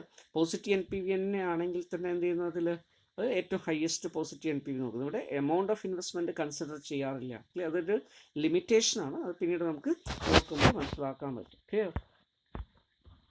ഇനി വേറൊരു ക്വസ്റ്റ്യൻ അവിടെ കൊടുത്തിട്ടുണ്ട്. So number of no project is acceptable unless the yield is 10%. Clear? വേറൊരു ക്വസ്റ്റ്യൻ ആയിട്ട് പറയണം. ക്ലിയർ? 10% നമുക്ക് yield ഇല്ല എങ്കിൽ നമ്മൾ എന്ത് ചെയ്യില്ല? പ്രോജക്റ്റ് അക്സെപ്റ്റ് ചെയ്യില്ല എന്നാണ് പറയുന്നത്. അപ്പോൾ ഇതാണ് മിനിമം റേറ്റ് ഓഫ് റിട്ടേൺ എന്ന് പറയുന്നത്. അപ്പോൾ ഈ മിനിമം റേറ്റ് ഓഫ് റിട്ടേണിനെയാണ് നമ്മൾ ഡിസ്കൗണ്ട് ചെയ്യാൻ വേണ്ടി ഉപയോഗിക്കേണ്ടത്. ക്ലിയർ? അങ്ങനെയാണ് നമ്മൾ ഒരു റേറ്റ് ഓഫ് ഡിസ്കൗണ്ട് ഡിസൈഡ് ചെയ്യുക. So cash flows for the projects clear along with the cash out flows are given below. അപ്പോൾ 0 പീരീഡിൽ നോക്കൂ, ഇത് ഔട്ട് ഫ്ലോസ് ഉണ്ട്, ഇൻഫ്ലോസ് ഉണ്ട്. ക്ലിയർ? അപ്പോൾ ഒരു തവണ നമുക്ക് പരീക്ഷയ്ക്ക് എക്സാമിനേഷന് എസ്ഐ ക്വസ്റ്റ്യൻ ചോദിച്ചപ്പോൾ ഇങ്ങനെയുള്ളൊരു ക്വസ്റ്റ്യൻ ആയിരുന്നു ചോദിച്ചിരുന്നത്. ക്ലിയർ? അപ്പോൾ അവിടെ ഔട്ട്ഫ്ലോസും ഇൻഫ്ലോസും തന്നിരിക്കുന്ന ഒരു ക്വസ്റ്റ്യനാണ്. ഓക്കെ. ഇതിൽ ഔട്ട്ഫ്ലോസ് ഇനീഷ്യൽ ഇൻവെസ്റ്റ്മെൻറ്റ് ഉണ്ട്, അതുപോലെ തന്നെ വീണ്ടും ഒന്നാമത്തെ വർഷത്തിൽ വീണ്ടും ഒരു ഔട്ട്ഫ്ലോസ് വരുന്നുണ്ട്. ക്ലിയർ? അങ്ങനെ 1,50,000 രൂപ ഇനീഷ്യൽ പീരീഡിലും 1 വർഷം കഴിഞ്ഞ ശേഷം 30,000 രൂപയും. ക്ലിയർ? അങ്ങനെയാണ് ഔട്ട്ഫ്ലോ വരുന്നത്. അതുപോലെ ഇൻഫ്ലോസ് എന്ന് പറയുന്നത് ഇനീഷ്യൽ പീരീഡിൽ നമുക്ക് ഇൻവെസ്റ്റ് ചെയ്ത ഉടനെ റിട്ടേൺ കിട്ടില്ല, ആ വർഷം അവസാനമേ കിട്ടുള്ളൂ. ക്ലിയർ? അതുകൊണ്ട് 0 പീരീഡിൽ നമുക്ക് 0 ആണ്, ഒന്നുമില്ല. പിന്നീട് 20,000, 30,000, 60,000, 80,000, 30,000 ഇങ്ങനെയാണ് ഇൻഫ്ലോസ് വരുന്നത്. So the salvage value at the end of the 5th year is 40,000. അപ്പോൾ 40,000 രൂപ നമുക്ക് സാൽവേജ് വാല്യൂ വരുന്നുണ്ട്. ക്ലിയർ? അത് അവസാനത്തെ വർഷം 5th year അവസാനമാണ് കിട്ടുന്നത്. Calculate the net present value. Clear? NPV calculate ചെയ്യാൻ വേണ്ടി പറഞ്ഞിട്ടുണ്ട്. അപ്പോൾ നമ്മളിവിടെ എന്ത് ചെയ്യണം? അപ്പോൾ ഈ രീതിയിൽ നമ്മൾ എടുക്കുമ്പോൾ കഴിഞ്ഞ ഒരു പ്രോബ്ലം നോക്കിയപ്പോൾ നമ്മൾ ഔട്ട്ഫ്ലോസിൻ്റെ പ്രസൻറ്റ് വാല്യൂ കാൽക്കുലേറ്റ് ചെയ്തില്ല അല്ലേ? അവിടെ പ്രസൻറ്റ് വാല്യൂ എന്തെന്ന് പറയുന്നത് നമ്മൾ എടുത്തത് എന്താ, ഇനീഷ്യൽ ഇൻവെസ്റ്റ്മെൻറ്റ് മാത്രം എടുത്തു. ഇവിടെ നമുക്ക് അങ്ങനെ എടുക്കാൻ പറ്റില്ല. കാരണം എന്താ, ഇവിടെ തന്നിരിക്കുന്ന ക്വസ്റ്റ്യനിൽ തന്നെ എന്ത് ചെയ്തിട്ടുണ്ട്, ഔട്ട്ഫ്ലോസ് നമുക്ക് രണ്ടെണ്ണമായിട്ടാണ് തന്നിരിക്കും. ഇനീഷ്യൽ പീരീഡും തന്നിരിക്കുന്നു, വീണ്ടും ഒന്നാമത്തെ വർഷത്തിൻ്റെ അവസാനം തന്നെ. അതുകൊണ്ട് എന്ത് ചെയ്യണം, ഇതിൻ്റെ പ്രസൻറ്റ് വാല്യൂ കാൽക്കുലേറ്റ് ചെയ്യേണ്ടതായിട്ടുണ്ട്. ഔട്ട്ഫ്ലോസിൻ്റെയും പ്രസൻറ്റ് വാല്യൂ കാൽക്കുലേറ്റ് ചെയ്യണം, ഇൻഫ്ലോസിൻ്റെയും പ്രസൻറ്റ് വാല്യൂ കാൽക്കുലേറ്റ് ചെയ്യണം. രണ്ടും കൂടെ കാൽക്കുലേറ്റ് ചെയ്യുമ്പോഴേ നമുക്ക് NPV കാൽക്കുലേറ്റ് ചെയ്യാൻ പറ്റുള്ളൂ. അപ്പോൾ നമ്മൾ ആദ്യം എന്ത് ചെയ്യുന്നു, present value of cash outflows. Clear? അപ്പോൾ നമ്മൾ അവിടെ എന്ത് ചെയ്യുന്നു, year, outflows, clear, present value factor, then present value എഴുതി. നമ്മൾ നേരത്തെ ചെയ്ത പോലെ തന്നെ ഇതേപോലെ കോളംസ് ഒക്കെ എഴുതി. ഇവിടെ ഇൻഫ്ലോന്ന് പകരം ഔട്ട്ഫ്ലോ ആണ് എടുത്തത്. ക്ലിയർ? അപ്പോൾ 0 ഇയർ നമ്മൾ 0 പീരീഡ് എന്നാണ് ആദ്യം കൊടുത്തിരിക്കുന്നത് അല്ലേ? 0 period means what? 0 period means initial investment നടത്താം, ഇനീഷ്യൽ പീരീഡ് നടത്താം, ബിഗിനിങ് ഓഫ് ദ പീരീഡ് നടത്താം. ക്ലിയർ? സോ 0 പീരീഡിൽ 1,50,000 അതിൻ്റെ 10% നിരക്കിൽ അല്ലേ? ഇനി 0 പീരീഡിലുള്ള ഏത് റേറ്റ് ഓഫ് ഡിസ്കൗണ്ട് വെച്ചിട്ടും 0 പീരീഡിലുള്ള അതിൻ്റെ വാല്യൂ എത്രയാണെന്ന് ചോദിച്ചു കഴിഞ്ഞാൽ അത് 1 തന്നെയായിരിക്കും കേട്ടോ. അപ്പോൾ 0 പീരീഡിലുള്ള NPVയുടെ വാല്യൂ അല്ലെങ്കിൽ നെറ്റ് പ്രസൻറ്റ് വാല്യൂൻ്റെ നെറ്റ് പ്രസൻറ്റ് വാല്യൂ ഫാക്ടർ അല്ലെങ്കിൽ PV ഫാക്ടർ എന്ന് പറയുന്നത് 1 ആണ് എപ്പോഴും. ക്ലിയർ? 10% 1 ആയിരിക്കും, 20% 1 ആയിരിക്കും. കാരണം എന്താ, 0 പീരീഡ് മീൻസ് ഇനീഷ്യൽ പീരീഡാണ്, ബിഗിനിങ് ഓഫ് ദ പീരീഡാണ്. അവിടെ നമ്മൾ വീണ്ടും പ്രസൻറ്റ് വാല്യൂ കാൽക്കുലേറ്റ് ചെയ്യേണ്ട കാര്യമില്ല. അതുകൊണ്ട് എന്ത് ചെയ്യണം, ഏതൊരു എമൗണ്ടിനെയും 1 കൊണ്ട് മൾട്ടിപ്ലൈ ചെയ്ത് അതേ എമൗണ്ട് തന്നെ എടുക്കാം. ക്ലിയർ? ഇപ്പോൾ 1,50,000 ഇൻറ്റു 1 മീൻസ് 1,50,000 തന്നെ അല്ലേ? ഇപ്പോഴത്തെ വാല്യൂ 1,50,000. അത് ഇപ്പോഴും അല്ലേ കറൻറ്റ് പീരീഡ് തന്നെ ആയതുകൊണ്ട് അതിന് വീണ്ടും വാല്യൂവിൽ കുറവൊന്നും വരില്ല. അതുകൊണ്ട് ഇത് 1,50,000 തന്നെ കിട്ടും. ഇനി ഒരു വർഷത്തിൻ്റെ അവസാനം നമുക്ക് കിട്ടുന്ന വാല്യൂ 30,000 രൂപ നമുക്ക് വേണം. Clear? So at the end of the first year we need to make an additional investment of 30,000. 30,000 രൂപ അഡീഷണൽ ആണ്. അപ്പോൾ നമ്മൾ 10% നിരക്കിൽ അതിൻ്റെ ഫാക്ടർ എടുക്കുമ്പോൾ 0.909. ക്ലിയർ? 3 ഡിജിറ്റ് വരെ നമ്മൾ എടുത്തു, 3 ഡെസിമൽ വരെ എടുത്തു. അപ്പോൾ 0.909 കിട്ടി. അപ്പോൾ എന്ത് ചെയ്യണം, ഇനി 30,000 ഇൻറ്റു അല്ലേ 0.909 മൾട്ടിപ്ലൈ ചെയ്തു. അപ്പോൾ നമുക്ക് പ്രസൻറ്റ് വാല്യൂ കിട്ടി. എത്രയാണ് കിട്ടിയത്? 27,270. ഇനി രണ്ടും കൂടെ കൂട്ടി. ക്ലിയർ? രണ്ടെണ്ണേ ഉള്ളൂ, അതുകൊണ്ട് രണ്ടും കൂടെ കൂട്ടി. അപ്പോൾ 1,77,270 കിട്ടി. So this is present value of cash outflow, PV of cash outflow. Okay. So what is next? ഇനി നമ്മൾ എന്ത് ചെയ്യണം, രണ്ടാമതായിട്ട് present value of cash inflows calculate ചെയ്യണം. അപ്പോൾ അതിന് വേണ്ടിയിട്ട് എന്ത് ചെയ്യണം, ഇതുപോലെ ഇയർ കോളം അല്ലെ statement showing present value of cash outflow അല്ല ഇൻഫ്ലോസ് എഴുതി. Present value of cash inflows calculate ചെയ്യുമ്പോഴും സെയിം പാറ്റേൺ ആണ് അല്ലേ? Year column inflows, clear, present value factor at 10% present value. ഇയറിൽ നമ്മൾ എന്ത് ചെയ്തു, 1 to 1, 2, 3, 4 അങ്ങനെ 5 വരെ എഴുതി. Salvage value at the end of the 5th year കിട്ടുന്നുണ്ട്. അതുകൊണ്ട് വീണ്ടും ഒരു 5 കൂടെ എഴുതി. ഈ രണ്ടാമത് എഴുതിക്കുന്ന 5 എന്താ, സാൽവേജ് ആണ് അല്ലെങ്കിൽ സ്ക്രാപ്പ് ആണെന്ന് അറിയാൻ വേണ്ടി അവിടെ സാൽവേജ് കൂടെ കൊടുത്തിട്ടുണ്ട്. ക്ലിയർ? ഓക്കെ. അത് ഇൻഫ്ലോ ആയിട്ടാണ് എടുക്കുക. അപ്പോൾ അവിടെ ഇനി നമ്മൾ എന്ത് ചെയ്തു, തന്നിരിക്കുന്ന എമൗണ്ട് ഒക്കെ ഇൻഫ്ലോസ് ഒക്കെ എടുത്ത് എഴുതി. അവസാനത്തെ വർഷത്തിൽ അല്ലെ 5ാമത്തെ വർഷത്തിൽ കിട്ടുന്ന സ്ക്രാപ്പ് വാല്യൂവും ഇവിടെ എടുത്ത് എഴുതി. ക്ലിയർ? ദെൻ ഡിസ്കൗണ്ട് ഫാക്ടർ, നമ്മൾ പ്രസൻറ്റ് വാല്യൂ ഫാക്ടർ അല്ലേ? അപ്പോൾ അതിന് വേണ്ടി നമ്മൾ ഡിസ്കൗണ്ട് ഫാക്ടർ അല്ലെങ്കിൽ PV ഫാക്ടർ 10% നിരക്കിൽ നമ്മൾ എടുത്ത് നോക്കുകയാണെങ്കിൽ ഒന്നാമത്തെ വർഷത്തിൻ്റെ വാല്യൂ 0.909 ആണ്. രണ്ടാമത്തെ വർഷത്തിൻ്റെ ഫാക്ടർ 0.826751 683 621 അല്ലേ? 5ാമത്തെ വർഷം വീണ്ടും എഴുതുന്നതുകൊണ്ട് അതിൽ വീണ്ടും മാറുമോ? ഇല്ല, 5 തന്നെയാണ് അത് വരുന്നത് അല്ലേ? At the end of the 5th year 2 inflow ആണ് വരുന്നത്. അപ്പോൾ അതുകൊണ്ട് 0.621. ക്ലിയർ? ഇങ്ങനെ 2 എണ്ണം ആക്കി നമുക്ക് എഴുതാം. ഇനി അഥവാ നിങ്ങളിപ്പോൾ 2 എണ്ണം ആക്കി എഴുതുന്നില്ല, 5th ഇയർ ഒന്നിച്ചാണ് എഴുതുന്നെങ്കിൽ ഇത് രണ്ടും കൂടെ ചേർത്തിട്ട് 5 മാത്രം ഒന്ന് എഴുതിയിട്ട് ഇത് രണ്ടും കൂടെ ചേർത്തിട്ട് എന്ത് ചെയ്യണം, ഒന്നിച്ചുള്ള ഒരു എമൗണ്ട് എഴുതണം. 30,000 പ്ലസ് 40,000. ക്ലിയർ? അപ്പോൾ ഇവിടെ ഒറ്റ 0.621 മതിയാവും, ഒന്നിച്ച് മൾട്ടിപ്ലൈ ചെയ്താൽ മതി. കാരണം എന്താ, പ്രസൻറ്റ് വാല്യൂ ഫാക്ടർ രണ്ടിനും അല്ലേ ഒരേ വർഷമായതുകൊണ്ട് സെയിം ആണ്. അതുകൊണ്ട് ഒറ്റ അടിക്കും വേണേൽ എഴുതാം. സ്പ്ലിറ്റ് ചെയ്ത് എഴുതുന്നതാണ് നല്ലത്, താഴെ എഴുതുന്നതാണ് നല്ലത്. ഓക്കെ. ഇനി നമ്മൾ എന്ത് ചെയ്യണം, amount into inflows into present value factor. അങ്ങനെ ചെയ്യുന്ന സമയത്ത് എങ്ങനെയാണ് വാല്യൂ കിട്ടുക? സോ 18,180. ക്ലിയർ? Then next 24,780. അങ്ങനെ ഓരോന്നും എമൗണ്ട് ഇൻറ്റു അതിൻ്റെ പ്രസൻറ്റ് വാല്യൂ ഫാക്ടർ കൊണ്ട് മൾട്ടിപ്ലൈ ചെയ്യുമ്പോൾ നമുക്ക് കിട്ടുന്ന എമൗണ്ട് എടുത്ത് എഴുതി. ദെൻ എല്ലാം കൂടെ എന്ത് ചെയ്തു, സമ്മേഷൻ എടുത്തു. അപ്പോൾ സമ്മേഷൻ ഈക്വൽ ടു, ക്ലിയർ, 1,86,000 130 ആണ് കിട്ടുക. So this is called present value of cash inflow. Clear? 1,86,130. Clear? അപ്പോൾ ഇത് രണ്ടും കിട്ടിക്കഴിഞ്ഞാൽ നമുക്ക് ഇനി എന്ത് ചെയ്യാം? നെറ്റ് പ്രസൻറ്റ് വാല്യൂ കാൽക്കുലേറ്റ് ചെയ്യാം. എങ്ങനെയാണ് നെറ്റ് പ്രസൻറ്റ് വാല്യൂ കാൽക്കുലേറ്റ് ചെയ്യുക? അത് നമ്മൾ നേരത്തെ പഠിച്ചിട്ടുണ്ട് അല്ലേ? So NPV equal to clear PV of cash inflow minus PV of cash outflow. Clear? So present value of cash inflow minus present value of cash outflow. So present value of cash inflow നമുക്ക് കിട്ടിയിരിക്കുന്നത് എത്രയാണ്?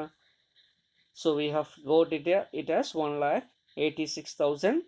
Clear? 130 minus present value of cash inflow എത്രയായിരുന്നു? 1,77,270 minus ചെയ്തു. അപ്പോൾ നമുക്ക് കിട്ടുന്ന difference എന്തായിട്ട് എടുക്കുന്നു? So that difference is 8,860. This is NPV, net present value അല്ലേ? എന്താ ഈ നെറ്റ് പ്രസൻറ്റ് വാല്യൂവിൻ്റെ പ്രത്യേകത? അപ്പോൾ അത് നമ്മൾ minimum required rate of return ആയിട്ടുള്ള 10% നമുക്ക് എക്സ്ട്രാ കിട്ടിയിട്ട് പുറമേ കിട്ടുന്നതാണ്. Clear? This is the amount clear that we can actually reap. Clear? Beyond our expected rate of return. നമ്മൾ 10% റേറ്റ് ഓഫ് റിട്ടേണിനെ നമ്മൾ ഡിസ്കൗണ്ട് ചെയ്തിട്ടുണ്ട്. ക്ലിയർ? ആ ഡിസ്കൗണ്ട് മീൻസ് അത്രയും നമുക്ക് എക്സ്ട്രാ കിട്ടും. അതിന് പുറമേ കിട്ടുന്ന പൈസയാണ്. അതുകൊണ്ടാണ് ഇവിടെ ഏറ്റവും ഹയസ്റ്റ് ആയിട്ട് വരുന്ന ഒരു NPV നമ്മൾ സെലക്ട് ചെയ്യുന്നത്, കൂടുതൽ ബെനിഫിറ്റ് എന്നുള്ള രീതിയിൽ. Clear? So this is the extra benefit clear that we can enjoy. Okay, അപ്പോൾ ഈ രീതിയിൽ നെറ്റ് പ്രസൻറ്റ് വാല്യൂ പോസിറ്റീവ് ആയതുകൊണ്ട് ഒരു ഈ പ്രോജക്റ്റ് നമുക്ക് എന്ത് ചെയ്യാൻ പറ്റും? അക്സെപ്റ്റ് ചെയ്യാം. Okay, so another question. Clear? A company is considering investment projects at a cost of rupees 2 lakh. So the project has an expected life of 5 years and zero salvage value. The salvage value ഇല്ല. Clear? Then the company uses straight line method of depreciation. The company's tax rate is 40%. Estimated earnings before depreciation and before tax from the projects are as follows. ഇവിടെ തന്നിരിക്കുന്ന നോക്കൂ, earnings before depreciation and tax ആണ്. Clear? Earnings before ഡിപ്രീസിയേഷനും ടാക്സും. അപ്പോൾ ഇവിടെ എന്താണ്? Tax എടുക്കുന്നതിന് മുമ്പും ഡിപ്രീസിയേഷൻ എടുക്കുന്നതിന് മുമ്പുള്ള ഏർണിങ്സ് ആണ് തന്നിരിക്കുന്നത്. ഓക്കെ, ഇവിടെ ഡിപ്രീസിയേഷൻ്റെ നേച്ചർ പറഞ്ഞിട്ട് സ്ട്രേറ്റ് ലൈൻ മെത്തേഡാണെന്ന് തന്നിട്ടുണ്ട്. ക്ലിയർ? അതിൻ്റെ എസ്റ്റിമേറ്റഡ് ലൈഫ് തന്നെ ഒറിജിനൽ കോസ്റ്റ് തന്നിട്ടുണ്ട്. അപ്പോൾ original cost divide by estimated life ചെയ്ത് കഴിഞ്ഞാൽ നമുക്ക് ഡിപ്രീസിയേഷൻ കിട്ടും അല്ലേ? സോ ഡിപ്രീസിയേഷൻ നമ്മൾ എങ്ങനെ കാൽക്കുലേറ്റ് ചെയ്യുക? സ്ട്രേറ്റ് ലൈൻ മെത്തേഡിൽ original cost minus scrap value divided by ലൈഫാണ്. ക്ലിയർ? ഇവിടെ ഒറിജിനൽ കോസ്റ്റ് 2 lakh റുപ്പിയാണ്, സ്ക്രാപ്പ് വാല്യൂ 0 ആണ് അല്ലേ? Divided by 5. ക്ലിയർ? ചെയ്യുന്ന സമയത്ത് നമുക്ക് എന്ത് കിട്ടും? 2 lakh minus 0, that is 2 lakh divided by 5 അല്ലേ? ചെയ്യുമ്പോൾ നമുക്ക് എത്ര കിട്ടും? So we will get 20. എത്ര കിട്ടും? 40 അല്ലേ? So it is 40. Clear? 40,000 rupees will be the depreciation. Okay, ഇനി ടാക്സ് റേറ്റ് തന്നിരിക്കുന്നത് 40% ആണ്. ക്ലിയർ? അപ്പോൾ ടാക്സും എടുത്തിട്ടില്ല. അപ്പോൾ നമുക്ക് ഈ ലാഭം തന്നിരിക്കുന്ന ഇതിനെ പറയുന്ന പേരാണ് EBITDA. ക്ലിയർ? EBITDA, earnings before interest tax and depreciation allowance. Clear? അല്ലെങ്കിൽ earnings before interest tax and depreciation and amortization എന്ന് പറയും. ക്ലിയർ? EBITDA. ഓക്കെ,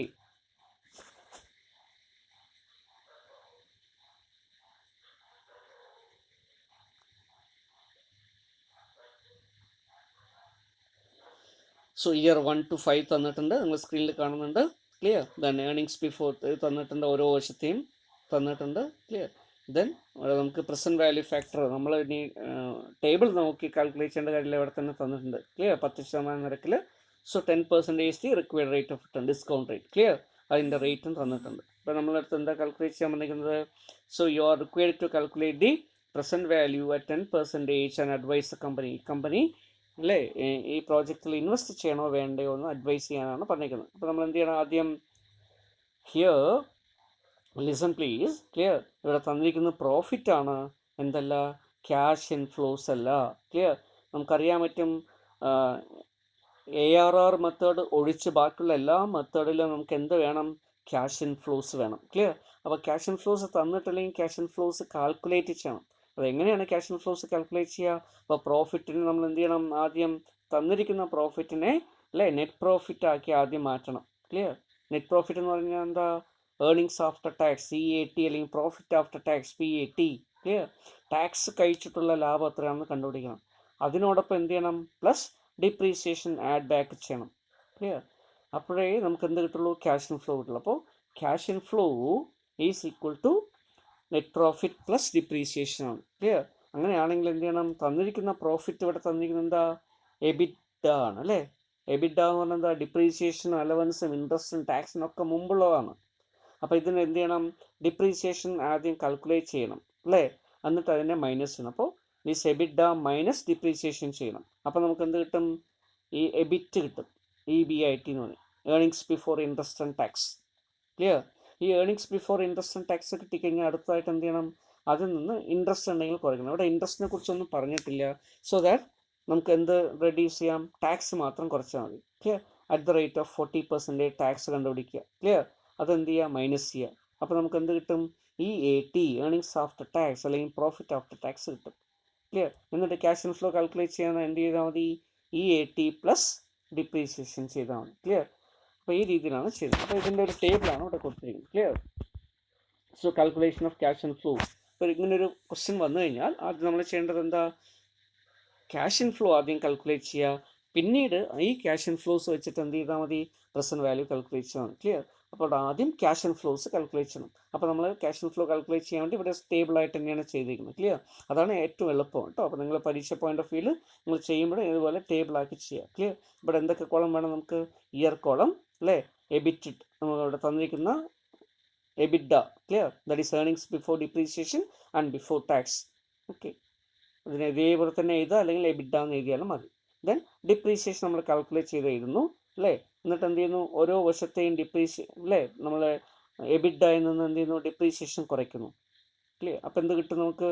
ഡിപ്രീസിയേഷൻ കുറച്ചിട്ടുള്ള ലാഭം കിട്ടും. ഇൻട്രസ്റ്റ് ഇല്ലാത്തതുകൊണ്ട് ഇതിനെ നമ്മൾ എന്ത് പറയുന്നു? EBT, earnings before tax. Earnings before tax അല്ലെങ്കിൽ ഇതിന് EBIT എന്ന് പറയും. പിന്നീട് EBIT നിന്ന് ഇൻട്രസ്റ്റ് കുറയ്ക്കുമ്പോൾ EBT കിട്ടും. ഓക്കെ, അത് നമ്മൾ നേരത്തെ പഠിച്ചാണ്, നിങ്ങൾക്ക് അറിയാം അല്ലേ? എങ്ങനെയാണ് അതിൻ്റെ സ്ട്രക്ചർ വരിക അല്ലേ? നമ്മൾ നേരത്തെ പഠിച്ചിരുന്നു അല്ലേ? അതായത് സെയിൽസ് നിന്ന് നമ്മൾ കോസ്റ്റ് മൈനസ് ചെയ്യുമ്പോൾ നമുക്ക് എന്ത് കിട്ടും? ഓപ്പറേറ്റിംഗ് പ്രോഫിറ്റ് കിട്ടും. Clear? Operating profit. Okay, so this is operating profit. ഈ ഓപ്പറേറ്റിംഗ് പ്രോഫിറ്റിനെ പറയുന്ന പേരാണ് EBITDA. ക്ലിയർ? ഓക്കെ, ഇങ്ങനെ EBITDA കിട്ടിക്കഴിഞ്ഞാൽ അതിൽ നിന്ന് നമ്മൾ എന്ത് ചെയ്യുന്നു? ഡിപ്രീസിയേഷൻ മൈനസ് ചെയ്യുന്നു. ക്ലിയർ? അപ്പോൾ നമുക്ക് എന്ത് കിട്ടും? So we will get the resulting amount is called as EBIT, earnings before interest and tax. Clear? അപ്പോൾ എന്ത് കിട്ടിയപ്പോൾ? EBITDA. ക്ലിയർ? അതിൽ നിന്ന് എന്ത് കുറച്ചു? ഡിപ്രീസിയേഷൻ കുറച്ചു. അപ്പോൾ EBIT കിട്ടി. ക്ലിയർ?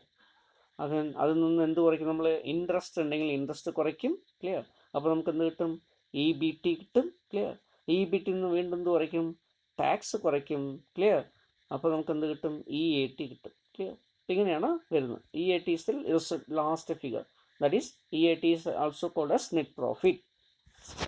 അപ്പോൾ ഇവിടെ അതേപോലെ നമ്മൾ തന്നിരിക്കുന്ന EBITDA എടുത്തു. EBITDAയിൽ നിന്ന് എന്ത് ചെയ്തു? ഡിപ്രീസിയേഷൻ ഓരോ വർഷത്തെയും കാൽക്കുലേറ്റ് ചെയ്തു. സ്ട്രേറ്റ് ലൈൻ മെത്തേഡ് ആയതുകൊണ്ട് എല്ലാ വർഷവും ഒരേ എമൗണ്ട് തന്നെയാണ് കിട്ടുക അല്ലേ? എങ്ങനെയാണ് 40,000 രൂപ കിട്ടുന്നത്? അതാണ് നമ്മൾ നേരത്തെ പറഞ്ഞത് അല്ലേ? സ്ട്രേറ്റ് ലൈൻ മെത്തേഡിലാണ് കാൽക്കുലേറ്റ് ചെയ്യുക ഡിപ്രീസിയേഷൻ. ഇപ്പോൾ 2 ലക്ഷം രൂപയാണ് original cost. Clear? 2 lakh. Scrap value 0. Clear? Estimated life എന്ന് പറയുന്നത് 5 അല്ലേ? Original cost minus scrap value divided by estimated life, that is equal to 2 lakh divide by 5 equal to 40,000. Clear? അപ്പോൾ 5 വർഷവും 40,000. ഇനി മൈനസ് ചെയ്തു. 70,000 മൈനസ് 40,000 ആദ്യത്തെ വർഷം. ക്ലിയർ? അപ്പോൾ എത്ര കിട്ടി നമുക്ക്? 30,000 രൂപ EBT കിട്ടി. ടാക്സ് 40%. ക്ലിയർ? അപ്പോൾ 40%, 30,000. ക്ലിയർ? 40% നമ്മൾ എടുത്തു. അപ്പോൾ 12,000 rupees. Clear? At the rate of 40% ആണ് 12,000. അത് കുറച്ചു. അപ്പോൾ ബാക്കി എത്രയുണ്ട്? 60% അല്ലേ? അതാണ് EAT എന്ന് പറയുന്നത്. സോ EAT കിട്ടി. എത്രയാണത്? 18,000 രൂപ. ക്ലിയർ? ഇനി 18,000 രൂപ എന്ന് പറയുന്നത് നെറ്റ് പ്രോഫിറ്റ് ആണ്, EAT ആണ്. അതിനോടൊപ്പം എന്തുകൂടെ ആഡ് ചെയ്യണം? ഡിപ്രീസിയേഷൻ കൂടെ ആഡ് ചെയ്ത് കഴിഞ്ഞാൽ ക്യാഷ് ഇൻഫ്ലോ കിട്ടും. ഡിപ്രീസിയേഷൻ 40,000 റുപ്യാന്ന് നമുക്കറിയാം അല്ലേ? സോ 18,000 പ്ലസ് 40,000 കൂടെ നമ്മൾ ആഡ് ചെയ്തു. അപ്പോൾ എന്ത് കിട്ടി? ക്ലിയർ, EAT പ്ലസ് ഡിപ്രീസിയേഷൻ അല്ലേ ഇവിടെ കൊടുത്തിട്ടുണ്ട്. That is equal to 58,000 plus 40,000. Clear, അങ്ങനെയാണ് 58,000 കിട്ടുക. ഇങ്ങനെ ഓരോ വർഷത്തെയും നമ്മൾ ചെയ്യണം. ക്ലിയർ, രണ്ടാമത്തെ വർഷം 80,000 minus clear depreciation 40,000. So EBT equal to 40,000 minus tax at the rate of 40%, that is 16,000. Clear, so EAT will be 24,000, then plus depreciation of 40,000 will be equal to 64,000. ഇങ്ങനെ ഓരോ വർഷത്തെയും നമ്മൾ ചെയ്തു വരികയാണെങ്കിൽ ക്ലിയർ നമുക്ക് എന്ത് കിട്ടും?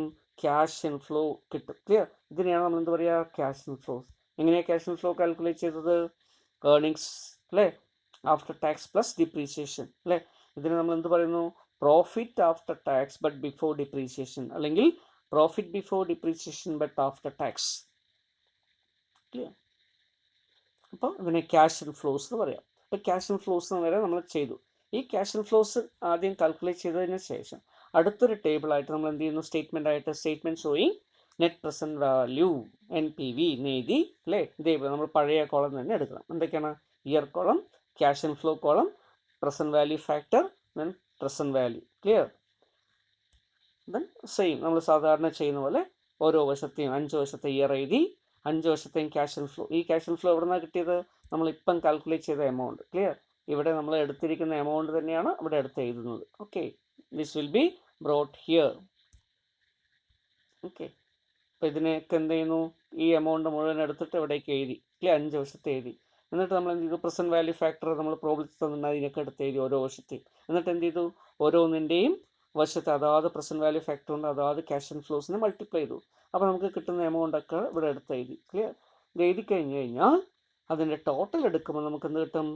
Total present value of cash inflows കിട്ടും. Clear, so present value of total present value of cash inflows are 2,51,776. Then present value of cash outflow അല്ലെങ്കിൽ ഇനീഷ്യൽ ഇൻവെസ്റ്റ്മെൻറ്റ് അല്ലെങ്കിൽ original cost equal to 2 lakh. എന്തുകൊണ്ട് ഇവിടെ original cost മാത്രം എടുത്തത്? ഒറ്റ എമൗണ്ടേ ഉള്ളൂ, initially മാത്രമേ ഉള്ളൂ. ഇനി വീണ്ടും ഒരു വർഷം കഴിഞ്ഞിട്ട് വീണ്ടും ഇൻവെസ്റ്റ്മെൻറ്റ് ഉണ്ടെങ്കിൽ അപ്പോൾ നമ്മൾ present value of cash outflow വീണ്ടും ചെയ്യണം. ക്ലിയർ, വേറെ കാൽക്കുലേറ്റ് ചെയ്യണം. എന്നിട്ട് അതിനെ ഇവിടെ എടുത്ത് മൈനസ് ചെയ്യണം. അപ്പോൾ ഇവിടെ ഒരെണ്ണം മാത്രമേ ഉള്ളതുകൊണ്ട് അത് മാത്രം എടുത്ത് മൈനസ് ചെയ്തു. ക്ലിയർ, അപ്പോൾ മൈനസ് ചെയ്തപ്പോൾ നമുക്ക് resulting figure 51,776.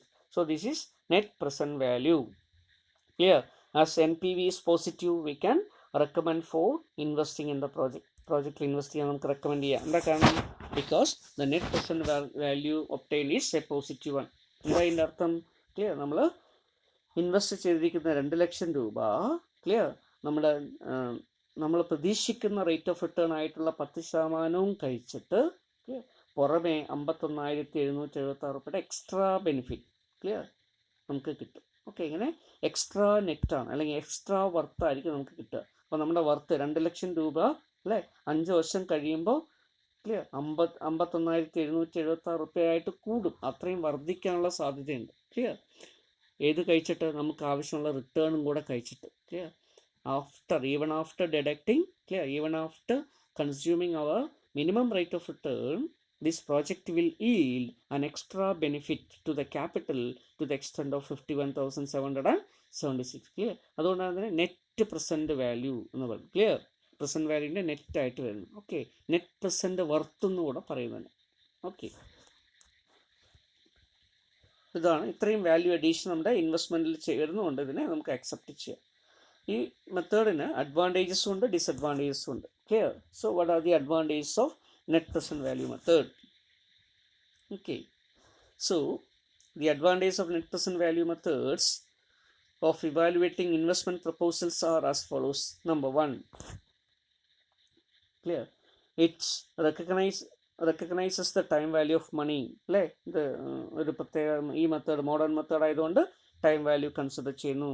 Okay, and is suitable to be applied in situations with uniform cash inflows and uneven cash inflows or cash flows with a different period of time.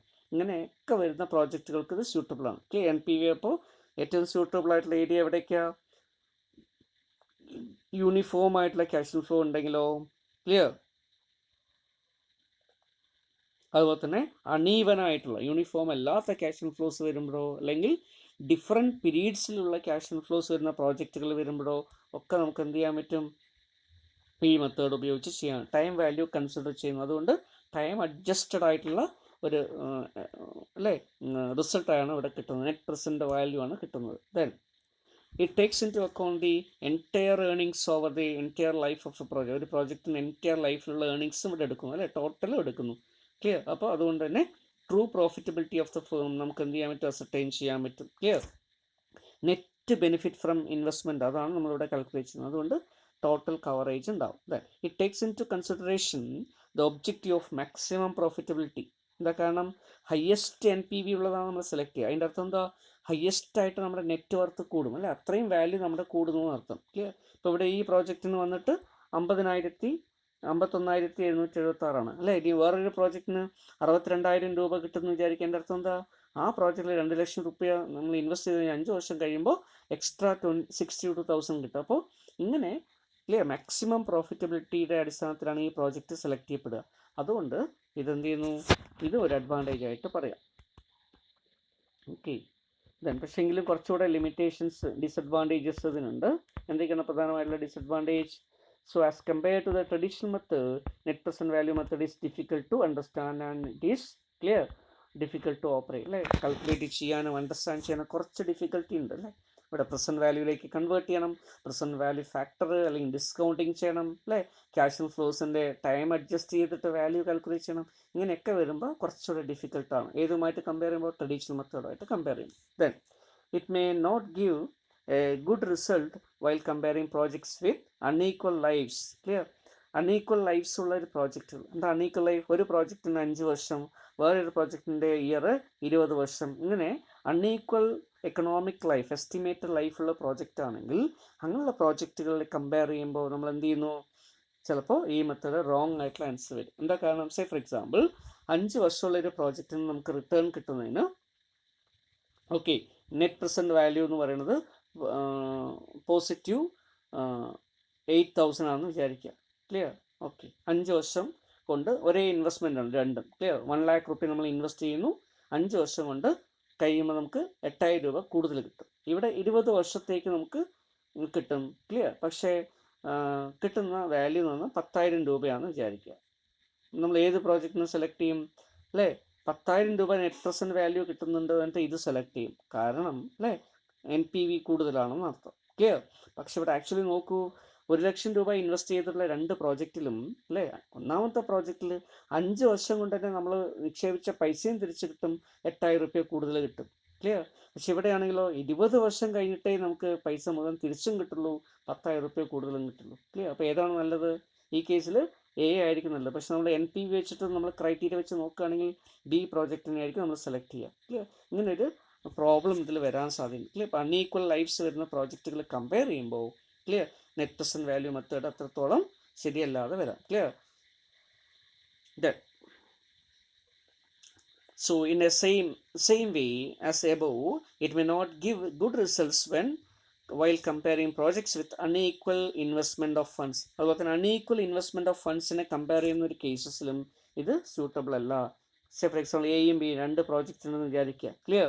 അതുപോലെ ഇവിടെ unequal ആയിട്ട് വരുന്ന എന്താ പറയണത്, so in the same way this is not suitable for comparing projects unequal investment of fund. Clear? Say for example investment a എന്ന് പറയുന്നതിന് investment എന്ന് പറയുന്നത് 1 lakh റുപ്പീ എന്ന് വിചാരിക്കുക. ക്ലിയർ? ബി എന്ന് പറയുന്ന പ്രോജക്റ്റിന് ഇൻവെസ്റ്റ്മെൻറ്റ് എന്ന് പറയുന്നത് 20 lakh റുപ്പീസാണ്, 20 ലക്ഷം രൂപ. ഓക്കെ. ഇവിടെയാണ് 1 lakh ഉള്ളൂ. ഓക്കെ. ഇവിടെ നമുക്ക് കിട്ടുന്ന പ്രസൻറ്റ് വാല്യൂ എന്ന് പറയുന്നത് സേ ഫോർ എക്സാമ്പിൾ 2,000 റുപ്പീസ് നമുക്ക് NPV കിട്ടും. Clear? So NPV is 2,000 plus 2,000 ആണ്. ഇവിടെ നമുക്ക് പ്ലസ് 3,000 കിട്ടുമെന്ന് വിചാരിക്കുക. അല്ലേ? അപ്പോൾ നമ്മൾ എന്ത് ചെയ്യും, NPV ഇവിടെ 3,000 റുപ്പീസ് എക്സ്ട്രാ കിട്ടുന്നത് പറഞ്ഞിട്ട് നമ്മൾ എന്ത് ചെയ്യും, ഈ പ്രോജക്റ്റ് സെലക്ട് ചെയ്യും. അല്ലേ? അണ്ടർ NPVയുടെ ക്രൈറ്റീരിയ എന്താ, A project which is having highest NPV shall be selected four investment. അല്ലേ? അപ്പോൾ നമ്മൾ B ആണ് സെലക്ട് ചെയ്യുക. പക്ഷേ ഇവിടെ 20 ലക്ഷം രൂപ ഇൻവെസ്റ്റ് ചെയ്തിട്ടാണ് 3,000 രൂപ എക്സ്ട്രാ കിട്ടുന്നത്, 3,000 റുപ്പീസ് എക്സ്ട്രാ കിട്ടും. ഇവിടെയാണെങ്കിലോ 1 lakh റുപ്പീ നമ്മൾ ഇൻവെസ്റ്റ് ചെയ്യുമ്പോൾ തന്നെ നമുക്ക് എന്ത് ചെയ്യുന്നു, 2,000 രൂപ എക്സ്ട്രാ കിട്ടുന്നു. ക്ലിയർ? നെറ്റ് പ്രസൻറ്റ് വാല്യൂ കിട്ടുന്നു. ക്ലിയർ? അപ്പോൾ റാഷണൽ ഉപയോഗിച്ച് ചിന്തിക്കുകയാണെങ്കിൽ ഏത് പ്രോജക്റ്റാണ് നല്ലത്? എ ആണ് നല്ലത്. പക്ഷെ നമ്മൾ ഡിസിഷൻ ക്രൈറ്റീരിയ ഉപയോഗിക്കുമ്പോൾ എന്ത് വരും? ബി ആയിരിക്കും വരിക. അപ്പം ഇങ്ങനെ ഒരു പ്രോബ്ലവും ഇതും എന്താണ് ഒരു ലിമിറ്റിംഗ് ഫാക്ടറായിട്ട്, ലിമിറ്റേഷനായിട്ട് നമുക്ക് പറയാൻ പറ്റും. ക്ലിയർ? ഇത് so it is not easy to determine the appropriate discount rate. അതുപോലെ തന്നെയാണ് ഇവിടെ പലപ്പോഴും നമ്മൾ ഡിസ്കൗണ്ട് റേറ്റ് ഇവിടെ എടുത്തിട്ടുണ്ട് അല്ലേ. ഈ ഡിസ്കൗണ്ട് റേറ്റ് എന്ന് പറഞ്ഞാൽ എന്താ? ഏത് റേറ്റ് വെച്ചിട്ടാണ് നമ്മൾ ഡിസ്കൗണ്ട് ചെയ്യുന്നത് അല്ലേ? പ്രസൻറ്റ് വാല്യൂ ഫാക്ടറൊക്കെ നമ്മൾ എടുക്കാൻ വേണ്ടി ചെയ്യുന്ന റേറ്റിനെയാണ് നമ്മൾ ഡിസ്കൗണ്ട് റേറ്റ് എന്ന് പറയുക. ഇതിനെ മിനിമം റേറ്റ് ഓഫ് റിട്ടേൺ എന്നോ അല്ലെങ്കിൽ ക്യാപിറ്റലൈസേഷൻ റേറ്റ് എന്നോ കട്ട് ഓഫ് റേറ്റ് എന്നോ അല്ലേ ഇങ്ങനെയൊക്കെ പറയാറുണ്ട്. ഈ റേറ്റ് വളരെ എളുപ്പത്തിൽ ഡിസൈഡ് ചെയ്യാൻ പറ്റുന്ന ഒരു കാര്യമല്ല. ക്ലിയർ? അപ്പോൾ ഓരോ ഫേമിനെ സംബന്ധിച്ചിടത്തോളം അത് വ്യത്യാസമായിരിക്കും. ഓരോ ഓൺട്രപ്രണറോ അല്ലെങ്കിൽ ബിസിനസ് പീപ്പിളിനും ഇതിൽ ഈ റേറ്റിൽ വ്യത്യാസം വരും. ക്ലിയർ? അവരുടെ ആസ്പിറേഷനോ നീഡ്സോ റിക്വയർമെൻ്റ് അനുസരിച്ചിട്ടായിരിക്കും ഈ റേറ്റ് വരിക. അപ്പോൾ ഇത് ഡിറ്റർമിൻ ചെയ്യുക എന്നുള്ളത് ബുദ്ധിമുട്ടുള്ളതായിട്ടുള്ള ഒരു കാര്യമായതുകൊണ്ട് അതും ഒരു ലിമിറ്റേഷനായിട്ട് നമുക്ക് പറയാം. ഇങ്ങനെയുള്ള ലിമിറ്റേഷനൊക്കെ എന്തിനുണ്ട്? NPVക്ക് ഉണ്ട്. ക്ലിയർ? അപ്പോൾ ഇത് തന്നെയാണ് വീണ്ടും അഡീഷണൽ മെറ്റീരിയൽസ് മാത്രമാണ് ഇവിടെ പറയണത്. ക്ലിയർ? ഇപ്പോൾ ഓരോ വശത്ത് നമ്മളിവിടെ എ എന്ന് വെച്ചാൽ പറഞ്ഞു, നിങ്ങൾ ചിലപ്പോൾ നൊട്ടേഷൻ വേറെ ടെക്സ്റ്റിലൊക്കെ നോക്കുമ്പോൾ C1, C2, C3, C4 അല്ലെങ്കിൽ അപ് ടു CN വരെ. സി എന്ന് പറയുന്നത് എന്താ? ക്യാഷ് ഇൻഫ്ലോ നടത്തുക. അതിനാണ് നമ്മൾ നേരത്തെ A1, A2, A3 അങ്ങനെ പറഞ്ഞത്. ക്ലിയർ? ഇങ്ങനെ എഴുതാം. അല്ലെങ്കിൽ അപ്പോൾ നൊട്ടേഷനിൽ ചിലപ്പോൾ ചെറിയ ചേഞ്ചസ് വരും കേട്ടോ. ചില ടെക്സ്റ്റിലെ വ്യത്യാസമായിരിക്കും. അത് നിങ്ങൾ കൺസിഡർ ചെയ്യേണ്ട. ഇതിൻ്റെ മീനിങ് മാത്രം എടുത്താൽ മതി. ഓക്കെ. കമ്പ്യൂട്ടേഷൻ ഓഫ് NPV ഒക്കെ നമ്മൾ നോക്കിയാണ്. ഡിസിഷൻ ക്രൈറ്റീരിയ അല്ലേ, selection criteria and decision criteria എന്താ? So in the case of mutually exclusive or alternative projects അല്ലേ, മ്യൂച്വലി എക്സ്ക്ലൂസീവ് പ്രോജക്റ്റുകൾ വരികയാണെങ്കിൽ, അല്ലെങ്കിൽ ഇതിന് നമ്മൾ പറയുന്ന വേറൊരു പേരാണ് ആൾട്ടർനേറ്റീവ് പ്രോജക്ട്സ് അല്ലേ, where only one project is to be selected from among other alternative. അപ്പോൾ കുറേ പ്രോജക്റ്റ് ഉണ്ടായിരുന്നു, ഒന്ന് സെലക്ട് ചെയ്യണം. അപ്പോഴാണ് ഒന്ന് സെലക്ട് ചെയ്യുമ്പോൾ നമ്മൾ ബാക്കിയുള്ളതിനൊക്കെ എന്ത് ചെയ്യേണ്ടി വരും? റിജക്ട് ചെയ്യേണ്ടി വരും. അപ്പോഴാണ് ഇനി എന്താ പറയുക? Mutually exclusive projects. ക്ലിയർ? അപ്പോൾ അവിടെ എന്ത് ചെയ്യണം? ഹയസ്റ്റ് പോസിറ്റീവ് NPV ഉള്ള ഒരു പ്രോജക്റ്റ് ആയിരിക്കണം സെലക്ഷൻ. ക്ലിയർ? ബാക്കിയുള്ളതിനൊക്കെ റിജക്റ്റ് ചെയ്യും. ഇനി so in the case of N independent project, ഒറ്റ ഇൻഡിപെൻഡൻറ്റ് പ്രോജക്റ്റ് ആണെന്ന് വിചാരിക്കുക, സിംഗിൾ പ്രോജക്റ്റ് ആണെന്ന് വിചാരിക്കുക. അങ്ങനെ വരുമ്പോൾ നമ്മൾ എന്ത് ചെയ്യുന്നു? Accept the projects if NPV is positive. Clear? If NPV is negative, reject the project. Clear? NPV negative ആണെങ്കിൽ എന്ത് ചെയ്യുക? റിജക്റ്റ് ചെയ്യുക. NPV പോസിറ്റീവ് ആണെങ്കിൽ അക്സെപ്റ്റ് ചെയ്യുക. എപ്പോഴാണ് NPV നെഗറ്റീവ് ആയിട്ട് വരിക? Cash inflows, present value of cash inflows കുറവും അല്ലേ, present value of cash outflows കൂടുതലായിട്ട് വരുമ്പോൾ എന്ത് വരും? നമുക്ക് കിട്ടുന്നത് നെഗറ്റീവായിട്ട് വരും. ക്ലിയർ? എപ്പോഴാണ് പോസിറ്റീവ് NPV വരിക? Present value of cash inflows വളരെ കൂടുതലും present value of cash outflow കുറവായിട്ട് വരുമ്പോൾ നമുക്ക് എന്ത് കിട്ടും? പോസിറ്റീവ് ആയിട്ടുള്ളൊരു ഫിഗർ ആയിരിക്കും വരിക. ക്ലിയർ? അപ്പോൾ ഈ രീതിയിൽ നമുക്ക് എന്ത് ചെയ്യാൻ പറ്റും? പോസിറ്റീവ് ആണെങ്കിൽ അക്സെപ്റ്റ് ചെയ്യും, നെഗറ്റീവ് ആണെങ്കിൽ റിജക്റ്റ് ചെയ്യും. ഓക്കെ. ഇതുപോലെയുള്ള നിങ്ങളുടെ ടെക്സ്റ്റ് ബുക്കിൽ ഇല്ലുസ്ട്രേഷൻസ് കുറേ ഉണ്ടാവും, അതൊക്കെ എടുത്ത് ചെയ്ത് നോക്കുക കേട്ടോ. അപ്പോൾ അഡ്വാൻറ്റേജ് ഇവിടെ കുറച്ചുകൂടെ കൂടുതലായിട്ട് പറയുന്നുണ്ട്. ക്ലിയർ? നിങ്ങളുടെ ടെക്സ്റ്റിൽ കൊടുത്തിരിക്കുന്നതാണ്, നിങ്ങൾ വായിച്ച് നോക്കിയാൽ തന്നെ നിങ്ങൾക്ക് മനസ്സിലാക്കാൻ പറ്റും. Clear? So it measures true profitability. It is highly useful in the case of mutually exclusive project. Clear? Mutually exclusive projects is ഏറ്റവും യൂസ്ഫുൾ ആണ് കേട്ടോ. This method is generally preferred by economists. Clear? സാധാരണ ഇതിൽ modern method ആയതുകൊണ്ട് എക്കണോമിസ്റ്റുകളൊക്കെ project evaluation ചെയ്യാൻ വേണ്ടിയിട്ട് ഇത് പ്രധാനമായിട്ട് ഉപയോഗിക്കുന്നു. ക്യാപിറ്റൽ ബഡ്ജറ്റിന് വേണ്ടി ഉപയോഗിക്കുന്നു. This method is more suitable when cash inflows are not in uniform. Clear? So it focuses on maximization of wealth അല്ലേ, അത് നമ്മൾ നേരത്തെ നോക്കിയതാണ്. That it considers the cash flow stream over the entire life of project. Time value consider ചെയ്യുന്നതൊക്കെ ഇതിൻ്റെ advantage ആണ്. Disadvantage നമ്മളിവിടെ നോക്കി, കുറച്ചുകൂടെ കോംപ്ലിക്കേറ്റഡ് ആണ്, ഡിഫിക്കൽട്ട് ടു കാൽക്കുലേറ്റ് അല്ലേ, difficult to understand, selection of discount rate ഒരു ബുദ്ധിമുട്ടാണ്. ഓക്കെ. അപ്പോൾ അതിന് ഇങ്ങനെ നമ്മൾ പീരീഡിൻ്റെ കേസിലും എമൗണ്ട് ഡിഫറൻ്റ് ആയിട്ട് വരുമ്പോഴൊക്കെ ഇത് റോങ് ആയിട്ടുള്ള ഒരു മെസ്സേജ് ചിലപ്പോൾ വരാൻ സാധ്യതയുണ്ടെന്നുള്ളതൊക്കെ ഇതിൻ്റെ ഒരു പ്രോബ്ലമായിട്ട് പറയാം. Treatment of working capital requirement of the project. ചിലപ്പോൾ നമ്മുടെ പ്രോബ്ലത്തിൽ വർക്കിംഗ് ക്യാപിറ്റൽ റിക്വയർമെൻറ്റിനെ കുറിച്ചുള്ള ഒരു കമ്പോണൻ്റ് കൂടെ ചിലപ്പോൾ തരും. അഡീഷണൽ വർക്കിംഗ് ക്യാപിറ്റൽ റിക്വയർഡ് എന്ന് പറഞ്ഞിട്ട് തരും. അങ്ങനെ വരികയാണെങ്കിൽ നമ്മൾ എങ്ങനെയാണ് ട്രീറ്റ് ചെയ്യേണ്ടത്? So if additional working capital is required for the projects at the beginning.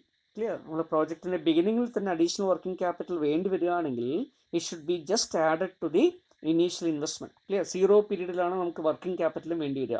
അപ്പോൾ വർക്കിംഗ് ക്യാപിറ്റൽ നമ്മൾ എന്ത് ചെയ്യണം? ഫോർ എക്സാമ്പിൾ ഇൻവെസ്റ്റ്മെൻറ്റ് 5 lakh റുപ്പിയാന്ന് വിചാരിക്കുക, അഡീഷണൽ വർക്കിംഗ് ക്യാപിറ്റൽ 1 lakh റുപ്പിയാന്ന് വിചാരിക്കുക. ഇത് രണ്ടും 0 പീരീഡിലാണ് നടത്തുന്നത്. അതുകൊണ്ട് നമ്മൾ എന്ത് ചെയ്യണം? ടോട്ടൽ ഇൻവെസ്റ്റ്മെൻറ്റ് എന്ന് പറയുന്നത് 6 lakh റുപ്പി ആയിട്ട് എടുക്കണം. ക്ലിയർ? രണ്ടും കൂടെ ആഡ് ചെയ്യുക. അപ്പോൾ investment equal to 6 lakh rupee, അല്ലെങ്കിൽ present value of cash outflow 6 lakh ആയിട്ട് എടുക്കണം. കാരണം എന്താ, 1 lakh റുപ്പീസിൻ്റെ വർക്കിംഗ് ക്യാപിറ്റൽ അതുകൂടെ നമ്മൾ ഇൻവെസ്റ്റ്മെൻ്റ് ആയിട്ട് എടുത്ത് വെക്കണം. കാരണം എന്താ, മെഷീനറി ഓപ്പറേറ്റ് ചെയ്യണമെങ്കിൽ ഇത്രയും വർക്കിംഗ് ക്യാപിറ്റൽ വേണം. അപ്പോൾ അത് എപ്പോഴും എടുത്ത് വെക്കേണ്ടതുകൊണ്ട് അതുകൂടെ ഇനീഷ്യൽ ഇൻവെസ്റ്റ്മെൻ്റ് ആയിട്ട് നമ്മൾ കണ്ടെത്തേണ്ടതായിട്ട് വരും. അതുകൊണ്ട് 6 lakh will be taken as the outflow, cash outflow, അല്ലെങ്കിൽ present value of cash outflow, അല്ലെങ്കിൽ ഇൻവെസ്റ്റ്മെൻറ്റ് എമൗണ്ട്. ക്ലിയർ? ഇത് വെച്ചിട്ട് വേണം നമ്മൾ എന്ത് കണ്ടുപിടിക്കാൻ, PV കണ്ടുപിടിക്കാൻ. Then if it is required during the life of a project. Clear? ഒരു പ്രോജക്റ്റിൻ്റെ ലൈഫിൻ്റെ ഇടയിലാണ് വരുന്നത് വിചാരിക്കുക. സേ ഫോർ എക്സാമ്പിൾ 0 പീരീഡിൽ 5 lakh റുപ്പി നമുക്ക് ഇനീഷ്യൽ ഇൻവെസ്റ്റ്മെൻറ്റ് വേണം. At the end of the 3rd year, clear, V require 1 lakh rupee. Clear? അപ്പോൾ അവിടെ നമ്മൾ എന്ത് ചെയ്യാൻ പറ്റില്ല, ഇത് രണ്ടിനും കൂടി ചേർത്തിട്ട് 6 ലക്ഷം രൂപ നമുക്ക് പറയാൻ പറ്റില്ല. കാരണം എന്താ, ഈ 1 ലക്ഷം രൂപ നമുക്ക് അഡീഷണൽ ആയിട്ട് വേണ്ടി വരുന്നത് മൂന്നാമത്തെ വർഷത്തിൻ്റെ അവസാനമാണ്. അപ്പോൾ എന്ത് കണ്ടുപിടിക്കണതിൻ്റെ ടൈം വാല്യൂ കാൽക്കുലേറ്റ് ചെയ്യണം. ക്ലിയർ? എന്നിട്ട് പ്രസൻറ്റ് വാല്യൂ കാൽക്കുലേറ്റ് ചെയ്യണം. അതെങ്ങനെയാണ് കാൽക്കുലേറ്റ് ചെയ്യുന്നത്, നമ്മൾ ആദ്യത്തെ ഒരു ക്വസ്റ്റ്യനിൽ നോക്കി അല്ലേ. അപ്പോൾ 3rd yearലുള്ള പ്രസൻറ്റ് വാല്യൂ ഫാക്ടർ കൊണ്ട് ഈ എമൗണ്ടിനെ മൾട്ടിപ്ലൈ ചെയ്ത്, ക്ലിയർ, ഇത് രണ്ടും കൂടെ കൂട്ടുമ്പോൾ നമുക്ക് കിട്ടുന്ന വാല്യൂ ആണ് present value of cash out flow ആയിട്ട് എടുക്കേണ്ടത്. ക്ലിയർ? അപ്പോൾ അതാണ് ഇവിടെ കൊടുത്തിരിക്കുന്നത്. So additional working capital should be calculated on the basis of the present value factor for the 3rd year. Then this is the present value added to the initial investment. Clear? എന്നിട്ട് എന്ത് ചെയ്യുന്നു, ഈ present value of 3rd yearലെ cash ഫ്ലോസിനെ ഇനീഷ്യൽ ഇൻവെസ്റ്റ്മെൻറ്റോട് add ചെയ്യുമ്പോൾ നമുക്ക് total present value of cash outflow കിട്ടും. PV of cash outflow. Clear? ഇത് വേണം നമ്മൾ കമ്പയർ ചെയ്യാൻ വേണ്ടി എടുക്കുക. അപ്പോൾ ഇതാണ് ശ്രദ്ധിക്കേണ്ട ഒരു കാര്യം. ഓക്കെ, ഇതിൻ്റെ അസംഷൻ എന്താണ്, വർക്കിംഗ് ക്യാപിറ്റൽ എന്ന് പറയുന്നത് ഫിക്സഡ് ആയിട്ടുള്ള ഒരു വർക്കിംഗ് ക്യാപിറ്റൽ അല്ലേ. പ്രോജക്റ്റിൻ്റെ അവസാനം മാത്രമേ അതിന് നമുക്ക് റിലീസ് ചെയ്ത് കിട്ടുള്ളൂ. ക്ലിയർ? അപ്പോൾ അതുവരെ അതെന്തായിരിക്കും, it will be clear required as an investment. അപ്പോൾ അത് അസറ്റിനെ വാങ്ങിക്കുന്നത് പോലെ നമ്മൾ ഇൻവെസ്റ്റ് കണ്ടെത്തേണ്ട പൈസ ആയതുകൊണ്ട് ക്ലിയർ, ഒരു ഇൻവെസ്റ്റ്മെൻ്റ് ആയിട്ട് അല്ലെങ്കിൽ ക്യാഷ് ഔട്ട് ഫ്ലോ ആയിട്ട് തന്നെയാണ് ട്രീറ്റ് ചെയ്യുക. ഇപ്പോൾ ക്വസ്റ്റ്യൻസ് ഒക്കെ എടുത്ത് നോക്കുക, നിങ്ങൾ ചെയ്ത് നോക്കുക കേട്ടോ. ടെക്സ്റ്റിലുള്ള ക്വസ്റ്റ്യൻസ് എടുത്ത് ചെയ്ത് നോക്കിയിട്ട് അതിനനുസരിച്ച് ബാക്കിയുള്ള കാര്യങ്ങൾ നിങ്ങൾ ചെയ്യുക. ഡൗട്ട്സ് വരുന്ന സമയത്ത് എന്ത് ചെയ്യുക, ഒന്നുകിൽ ഗ്രൂപ്പിലൂടെയോ അല്ലെങ്കിൽ മറ്റുള്ള രീതിയിലോ കോൺടാക്ട് ചെയ്ത് ക്ലാരിഫൈ ചെയ്യുക.